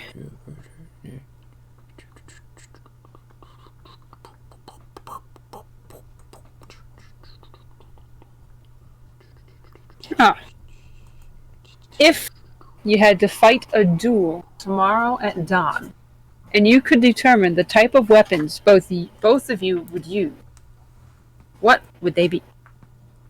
If you had to fight tomorrow at dawn, What weapons that's would you the prefer? tradition, right? Because the challenger challenges the duel, but the challengee declares the time, place, and weapons.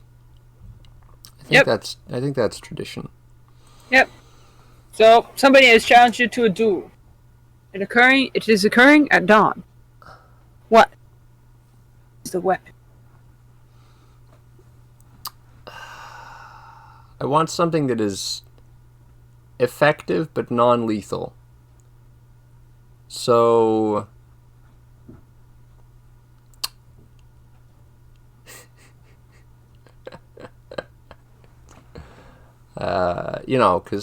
because dying sucks. I've been led to believe. So probably fight with giant salamis. Yeah. Plus it'll be funny.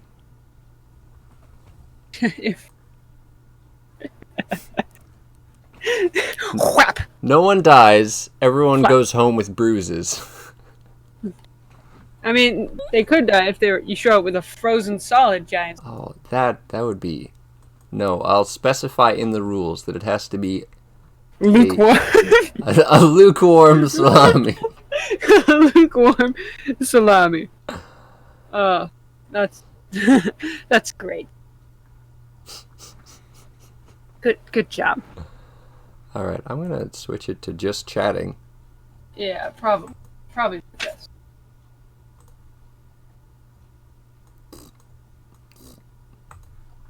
Click button. Properties, change this. Go to Comic Sans.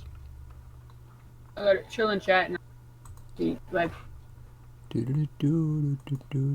various GIFs.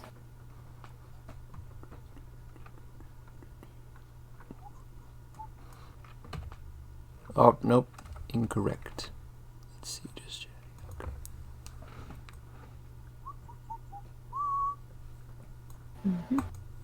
I hope I did do something, and I hope I didn't mess it up when I made the technical difficulty screen. I hope I did it right, because if I didn't, then one of my gifs on this slideshow of like pixelated scenery is gonna be the technical difficulty screen. I will take a look. It's just gonna show up. I see the background, the city background with the buses. Yep. I can see it myself, so I'll know. Okay. You'll know. Good. I'll know. Alright, well, I guess I will boot up some music while we're waiting. Indeed. We could just, we could just chatting. The rest, we got about a half hour left. Yeah. Not too much to deal with. Let's see. Commands. Default size.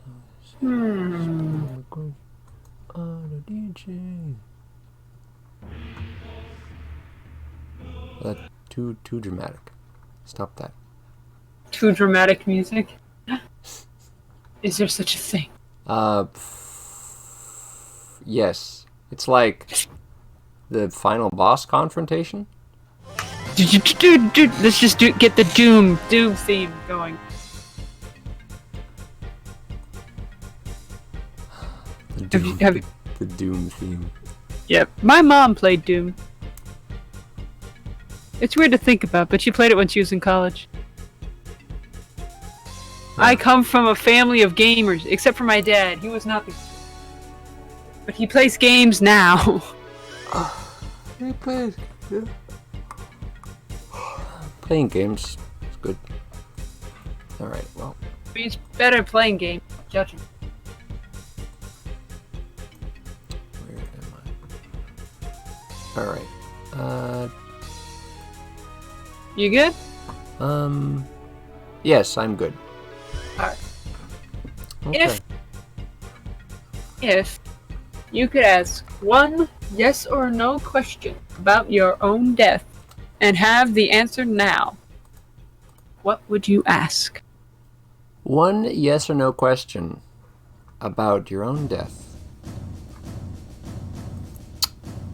One yes or no question.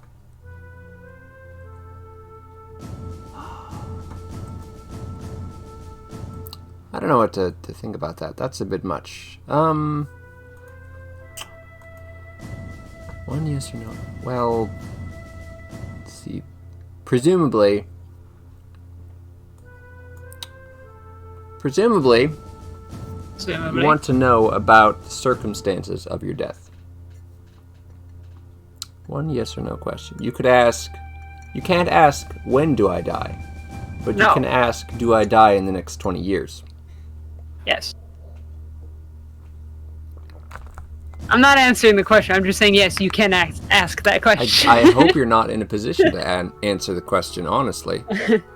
Honestly, I am not. That's good. That'd be weird if I could. I mean, it'd be cool being friends with a Reaper, but real spooky as well.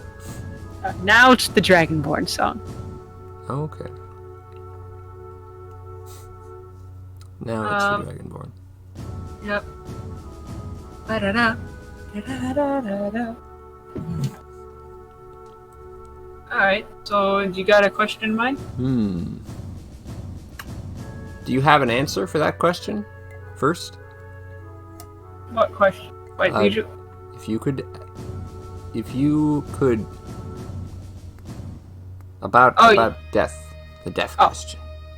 Yes. Do I have one? What question would I ask? Yeah. I would ask, do I die peacefully?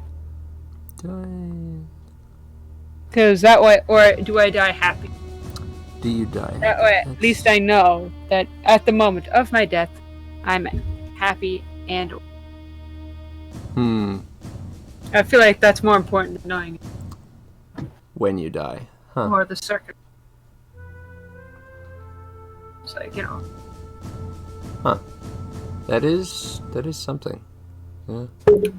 Some things you think about. Or some things you just... yeah, that makes sense. Huh. Okay. Do I have a question? I have... A question. I saved a list of questions somewhere, but it will Please tell me the questions. I can set the if book down. It will take me a hot second to find them. I can fill this hot second with equally hot peppers. Huh. Okay. Hot. Spicy. We just list off things that are hot. Fire, lava, magma, ghost peppers, chili peppers, specifically green chili peppers. Green peppers are more traditionally, usually, with a chili pepper. If they are green, spicier than if they are red, because as the chili gets riper, it gets slightly less spicy. Whereas if it's unripe, it is more spicy. You need to find that healthy thing where it's ripe enough, but not quite red. And that's where you find the hottest chili pepper. It's right in that little thing where it reaches peak hotness. And of course, the seeds are extremely spicy. So if you really want spice, you got to keep the seeds in. Mix it in with your chili. Yes, the seeds. There's a lot of spiciness in the seeds. Yes. Now, someone who has gotten chili pepper chili pepper in the eye, not fun. I've done that too. Yeah. That's nice. Not fun. Life pro tip, by the way. Cooking pro tip. If you prefer to crush bell peppers for your chili, if you prefer to crush dried chili peppers for your chili with your bare hands, wash your hands well with soap and don't touch your eyes. You can touch your eyes cooking tip. or don't. You could wash your hands and touch your eyes or do neither. But you don't want that shit in your eyes. No.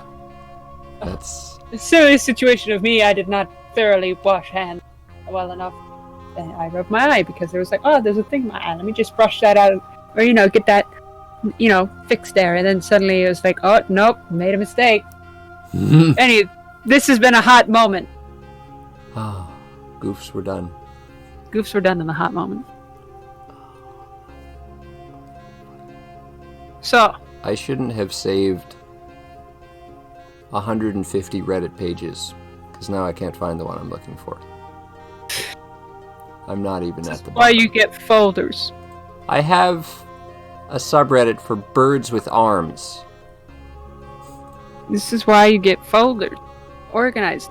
Put it like memery Reddits, questionnaire Reddits.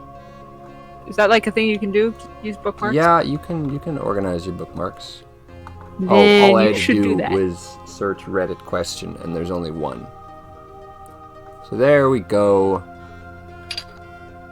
Here we go. Alright. If you had all the resources, time, and land available to build whatever you want, suppose like a house, a park, a monument, what would you build? Where? What would you build? Where and what? I suppose where and what, yeah. Well.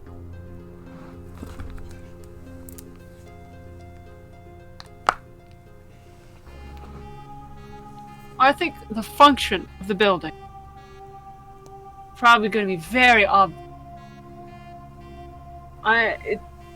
It's going to be library. That is probably will be the main function of building. Yes, but not only. I want to be able to live there too. So probably on one of the upper floors, I'll probably have a little apartment that I can live in. Maybe have a little cafe at the bottom. Oh. There's a library that exists in an old theater, like fancy theater. Huh. And it also is like a restaurant as well, so you can eat food, watch shows, or listen to music and stuff, or performances that go up on the stage when there's one scheduled, and read books. That's neat. I want that, but on a huge scale. But on a huge scale. I want to make the biggest and best library ever to. The biggest and best library ever. That's very ambitious. Hey, you said I had unlimited materials and if you could do it, labor. that's... Several floors. Interesting. Well organized. Yes.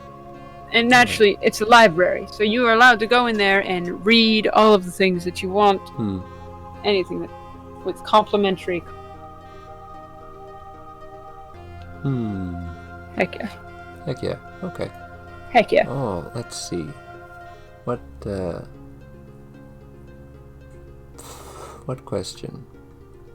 How would I answer that?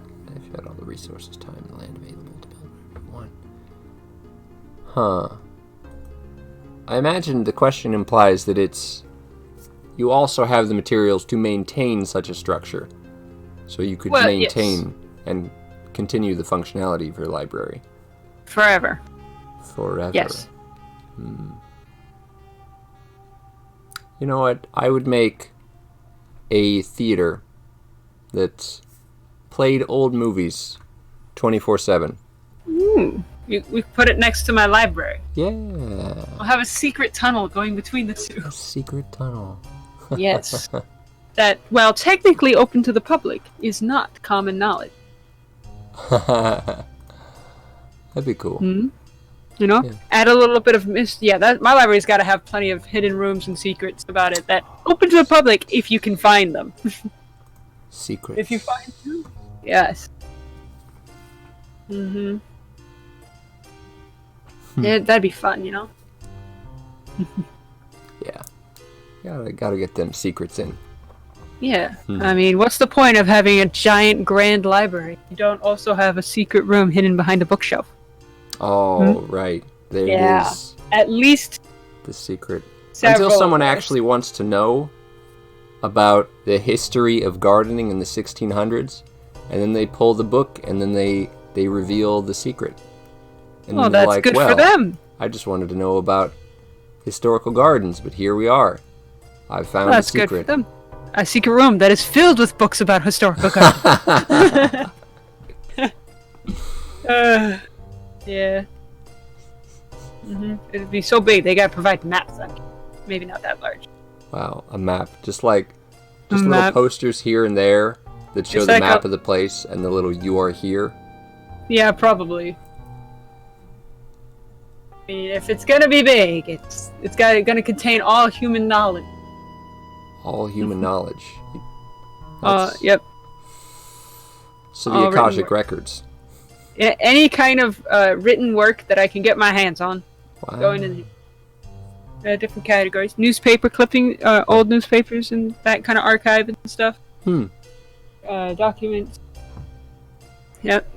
Secret documents that I should not have, but do have anyway. Secret documents.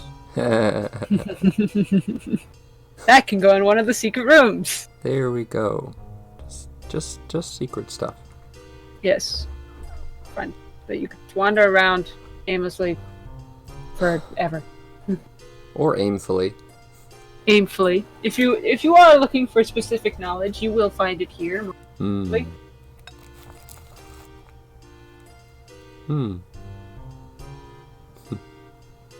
the library. It's gotta have a computer lab or library.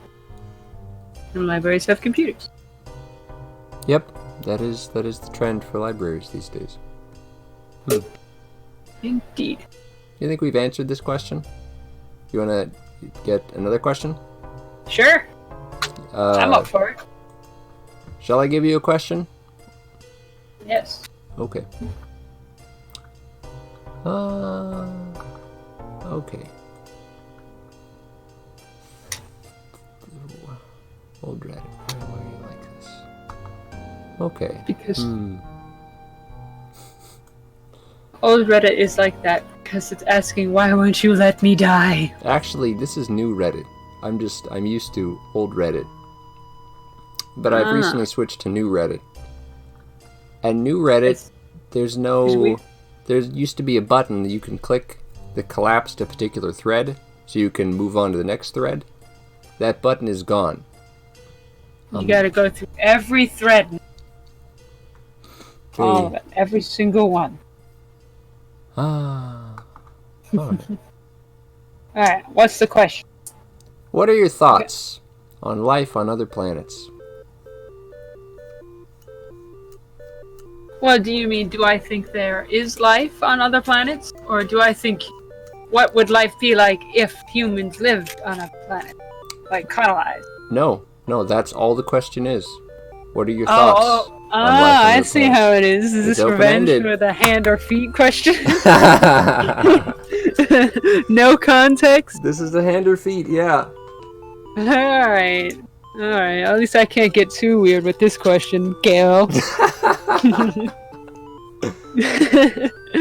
Okay. I hope you grow up to be as weird and interesting as I am. Not to toot my own horn or anything.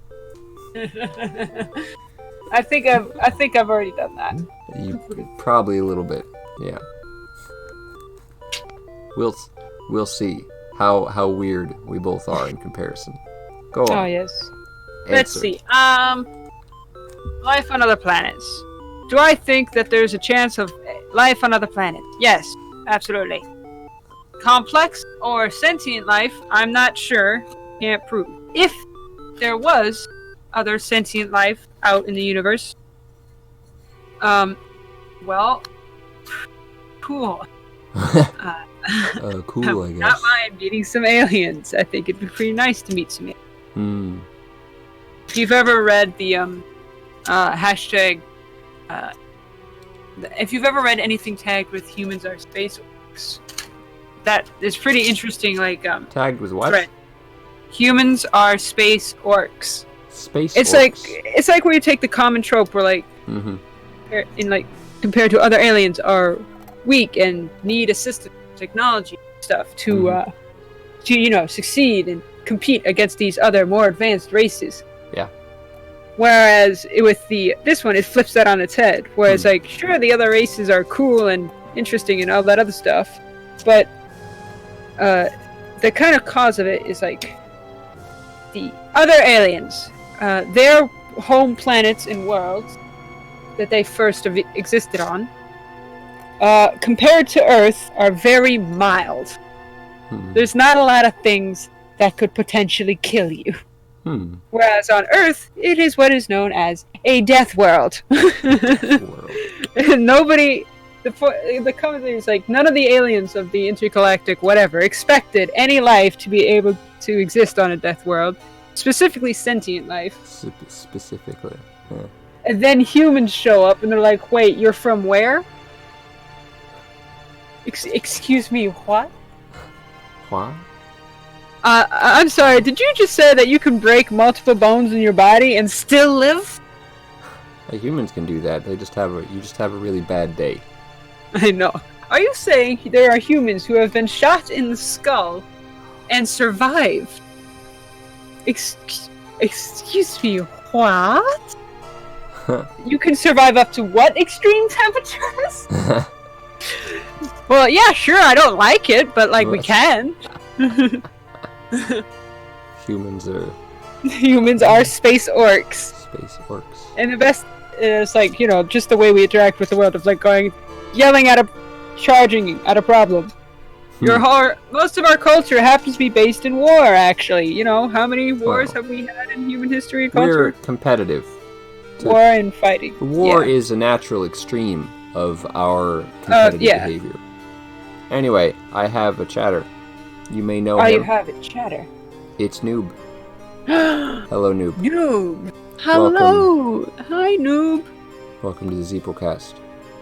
Yes.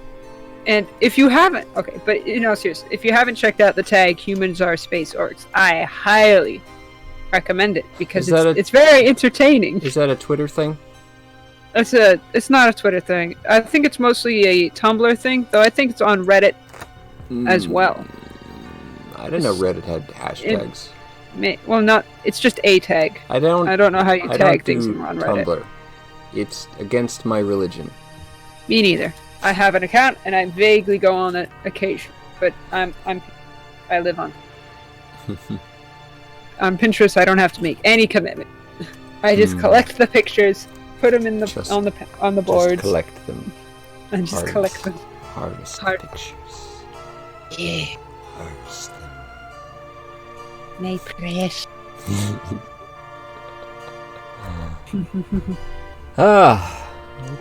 But one of the what was I saying? Right, on one thing I read, it was like where most aliens on the universe are prey, evolved from prey species.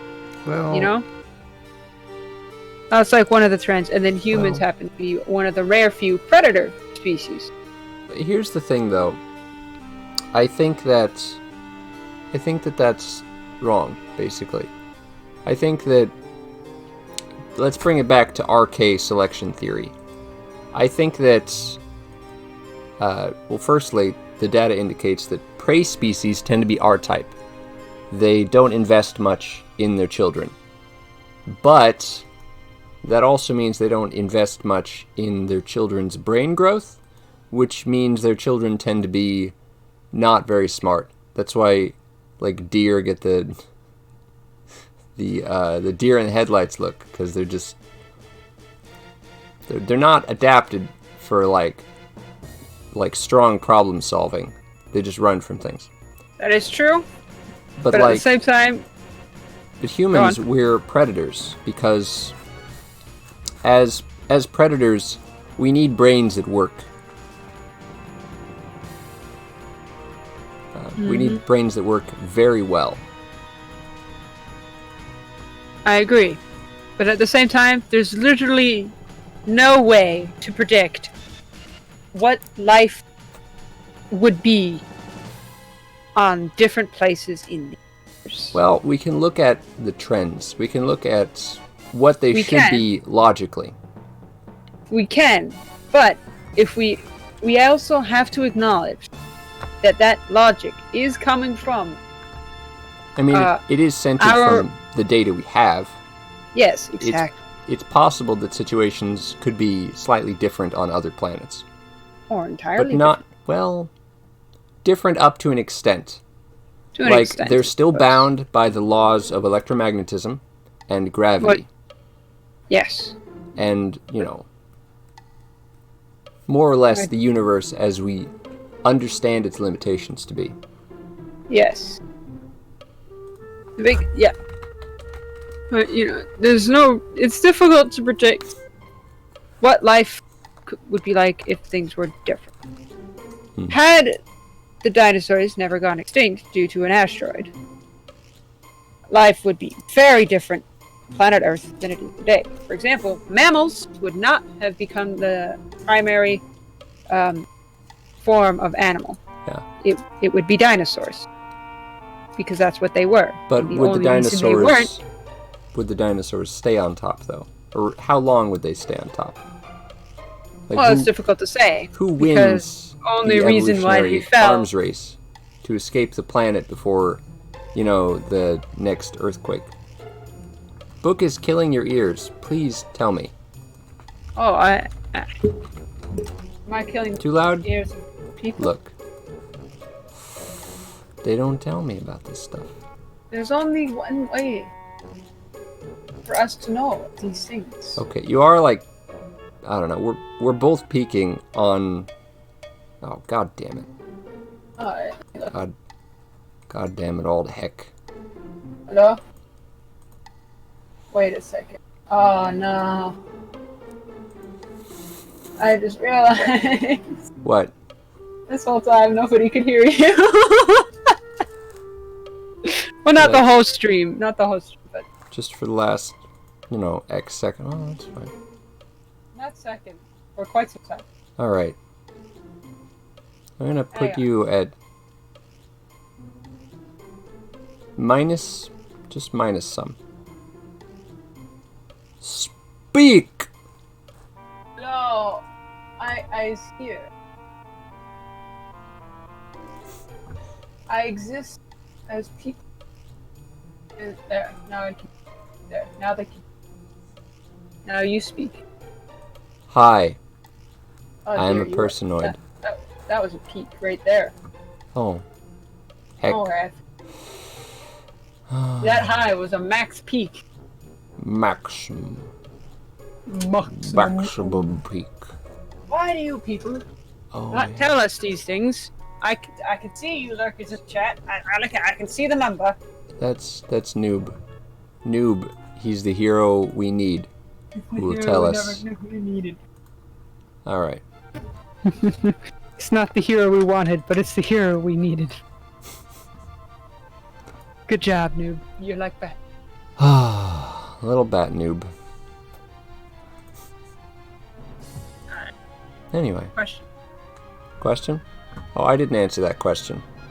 Oh, you didn't. Do you want me to answer the question? Yes. What are my thoughts on life on other planets? Well,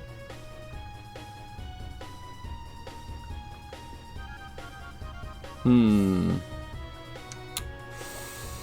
are my thoughts on life on other planets? Life on other planets.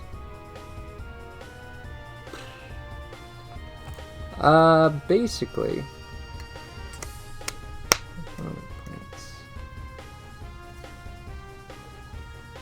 there probably is life on other planets. Well, I mean,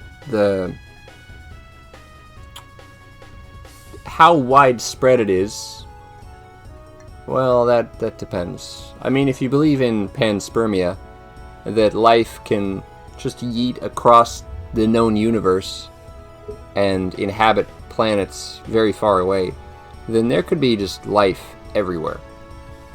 But I think the amount of intelligent life there is, or rather, the number of unique varieties of intelligent life, is probably strongly limited by what are known as great filters. Basically, the sun explodes and everyone on the planet dies, regardless of how advanced they were. Like, we got one of those coming up in about 500 million years. So, you know, you wanna get cracking on that. But there's also, like, every time a meteor of sufficient size hits the Earth, shit goes belly up. That's what happened to the dinosaurs. Rest in peace, their scaly little butts. I mean, a lot of their butts were, in fact, not little, but yes. Well, some of them were not little, and some of them were feathery instead of scaly, but yes.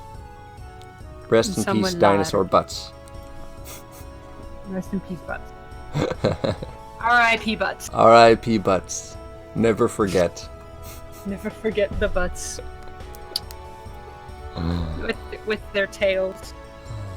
With their tails. What if humans had tails? Do you think they could look good? Yeah. Because generally, tails are reserved for things with fur. True. But rats don't have fur on their tails. That's Terrible right. comparison. I wouldn't want a rat tail, but as Rats. there are, Yeah. I think a tail would be cool. And who says we can't have a fuzzy tail? With some light fuzz. That'd be something. Put some hair on the end like a lion. Like a lion. Yeah, it's a little poof. Poof. I mean, we would have to need the tail, otherwise we would just evolve out of them the moment we got them. Because that's how evolution works. It would have to be helpful in some way. I think we sit too much. We sit too much and our tails would just get in the way. Well, sir.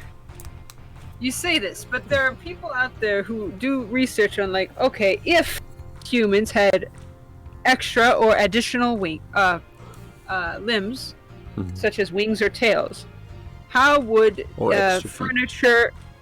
how would furniture or architecture change to accommodate these things? Like, supposedly we had them for a very long time, or even if they're just recent. Specifically, with wings, which is the one I looked into a lot, less tails, but more of if humans had wings. Chairs would be kind of different. They would have little, chairs would have little, essentially like 2 notches in the back of the chair. If the chair had a back, it would have 2 notches, and you rest your wings in those notches so that your wings are on the other side of the chair. You can rest them, and they're still supported, therefore you aren't holding them, and you can still relax. Huh. Yes. Beds would be circular rather than rectangular, as wings can be large. And there would be So less you of a can need. spread them out. And there would probably only be light blankets, unless you live in a really cold place, because wings with feathers are quite insulating, and you would more than likely, most people would sleep on their belly, or some people on their side, but more than likely belly, because you can't sleep on your back because there are limbs there. It hurt. You would wake up very sore. It's like sleeping on your foot, sleeping on your wings. Yep. And then you got like they even did like clothing and stuff. How would clothing like accommodate such a limb? And there are multiple ones. Usually, it would have like you know how you have like shirts with like buttons on the front. It'd be like that, except the buttons are on the back, and there'd be probably 2 buttons up by your neck, and then maybe 3 buttons down at the base of your back, because there would be a hole there for your wings. You feel me? So you like put it on for the front, and then you just button it up from the front. Be like a reversed button-up shirt. Huh. And that would help accommodate for ease of wear. You could also use ties instead of buttons.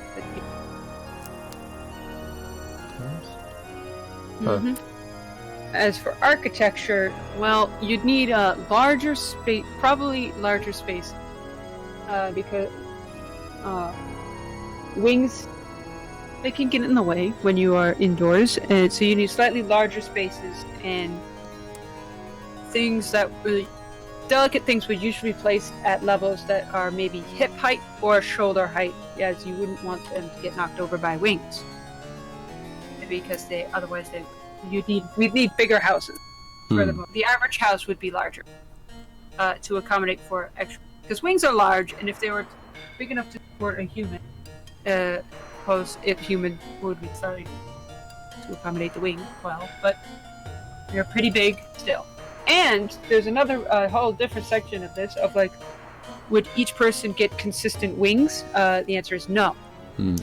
There would be different types of wings, just as there are different types of people from like different areas of the world, depending on where you lived, where you're from. Dictates what kind of wings you would need to optimize. You'd have people like raptor wings, or with like short wings like a sparrow. Just like body types vary according to the needs of the region. So would wings. And that would affect how long people can fly, so there might still need some kind of like airplane or plane-like device to get across large, giant distances, if most people cannot fly those distances themselves. People with like a sparrow, because the way they did it was they would relate it to actual real life birds, and they're different. Such. So you'd have different, like people with sparrow wings would be better suited for cityscapes and such, because they can fly in and out narrow places with making quick turns and adjustments in their flight. Whereas people with maybe like condor wings would not be as well suited, because whereas they can fly for long distances, huge, strong, and can lift heavy objects, they cannot turn super fast. Hawk people can, dive. I think before we get too deep, most people, we would need to live on a planet with either less gravity, or we would need to be much smaller. Because currently the dynamics do not work for flying people, at least on this planet. If humans did have wings, we would also more than likely also have hollow bones, such as birds, and on average, humans would be more tone in general. And as I said, the wings would have to be big. Huge. Like, your wings would be taller than you are. Massive is the problem. Yeah, that's why I said on average house would have large. And yes, a slightly lower gravity would also be more likely. But This is something that I did look into at one point in my life, so. Because wings are cool. Wings are cool. And on I that like it. note, we've been 3 hours in. Oof, are you telling me what I think you're telling me? I think I'm telling you what you think I'm telling you. Yes. Sandwich time? What? No, Sandwich time? it's time to yeet. You eat a sandwich? No. I already yeeted some sandwiches. But I want to eat a sandwich. You can yeet or yoink a sandwich on your own time. But what about my sandwich? What about your sandwich? What about equality? What I about- thought this was a mirror. Why do you get to eat a sandwich and I don't? Because I prepared the sandwich before the stream. You prepare your sandwich now. On stream? If that's your jam, Just go get a sandwich right now. just go get a sandwich. Turn your webcam on. Make the sandwich on Crunch the this webcam. calculator. No. You see, this is that is one of the places where you and I differ. I got up and on time, and I had plenty of time to chill, eat food or whatever. Yeah. And the only thing I had was coffee. You had an actual breakfast. Where we did. I also Given got the- up. I got up later than you, like in terms of absolute time, but in terms of like relative time in time zones, I think I got up earlier. What time did you get up? I got up at 6:30. Yeah, that relative time, that would be earlier. I mean, if it was absolute time, I would always be up for you. My time is ahead of your time. So. Yeah. Not necessarily always, but usually. Yes, it's currently noon here, hence why it's sandwich time. Well, you can go yoink a sandwich then, and we can call the stream Optimal stream. Good job. Optimal Stream. A plus. High fives all Good around. A pluses. Stream. High fives all around. Thank you. Whoosh. Yes, Albreth Jacksepticeye, because he's successful. Why not? What's he gonna do? Notice me? He's not gonna care what a nobody like me that is gonna do it. I could say whatever I want. Nobody's listening. If anything, I mean, he'll probably just be honored, Honored that I. Honored that you care, and that Honored that I care. enough to replicate his memes. You thought he had good memes. You know what they say?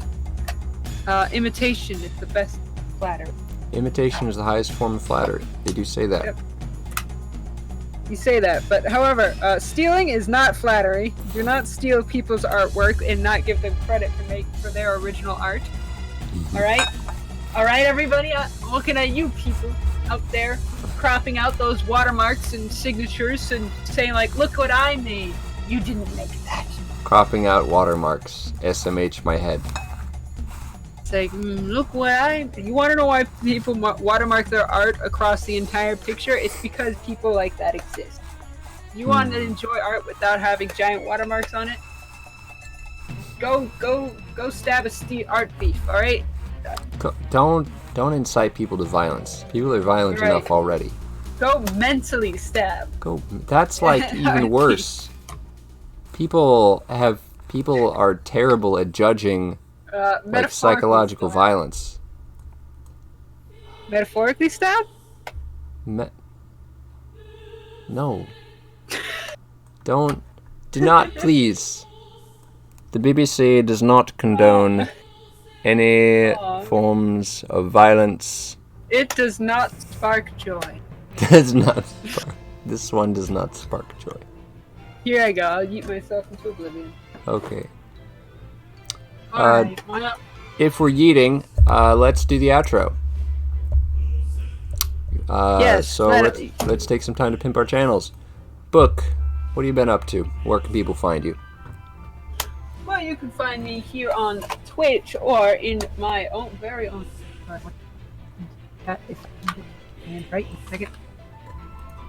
Hiya! Discord. That's my Discord, everybody. In my chat, you can find the link. Feel free to pop on in. You can find me in the Discord, or otherwise, this is my channel is BookLover555. Feel free to pop in sometimes on Thursday nights. Usually stream. Currently, I am streaming Hollow Knight. First time blind playthrough. Never played the game. Don't know much about it. Enjoying it so far. Pop in if you want to see some of that. Otherwise, my co-host Gale Guy, great dude, 8+. Follow him. I'm sure he has some other things he'd like to say for his own channel. What you up to? What am I up to? Lately, I've been keeping it hunted.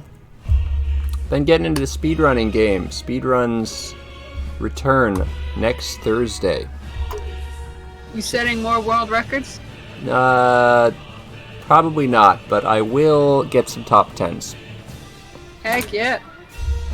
That's right, everybody. Gale Guy, professional. Professional. Got top 10s and how many? Tell them how many world records you got, Gale Guy. I have 2 world records so far. Heck yeah. Already. 2. In categories that matter. In categories that matter. Like a 5-hour speedrun of... 5 hours. The world record for 8 characters hell percent is 5 hours now. One of these days I'm gonna get Imp to break it. I'm just gonna poke him. Hey, healthy competition between speedrunners. Healthy competition. I could use some healthy competition. The scene is almost dead, which is unfortunate, you know. Here, let me just get good at the game, and then I'll be your competition. Okay, we can do that. I can handle that. World's worst Gungeon player. I can do that. Okay. If you want to catch stream updates, we have a Discord, so that's cool. Stream announcements, memes, and sundry. Heck yeah! Alrighty. Thinking of starting a Twitter? Thinking about it. That's cool. It's not settled yet. That's fair. I don't have any, really. Or at least none that I'm active on consistently. Never thought about getting a Twitter. Twitter is cool if you have something to say. I've been thinking about, I don't know, tweeting. I've been doing tarot readings every day, as I said at the beginning of the stream. I'm thinking maybe I'll tweet out a tarot reading, and that'll be nice. People love weird shit. All right. Well, we better close stream here. Well, you want to take us out? I can try. Or I can do it if you're not ready. I'm never ready for outros. Yeah, you do the Midwestern goodbye. You stretch your outro over 15 minutes. Yeah, you go. Okay. It's already been almost 10 minutes. Okay, thank you everyone for joining us in the 5th episode of the Zeeplecast. Thank you everyone for hanging out, for chatting, for lurking, for following or subscribing where appropriate. And as always, thanks for watching. Yeet!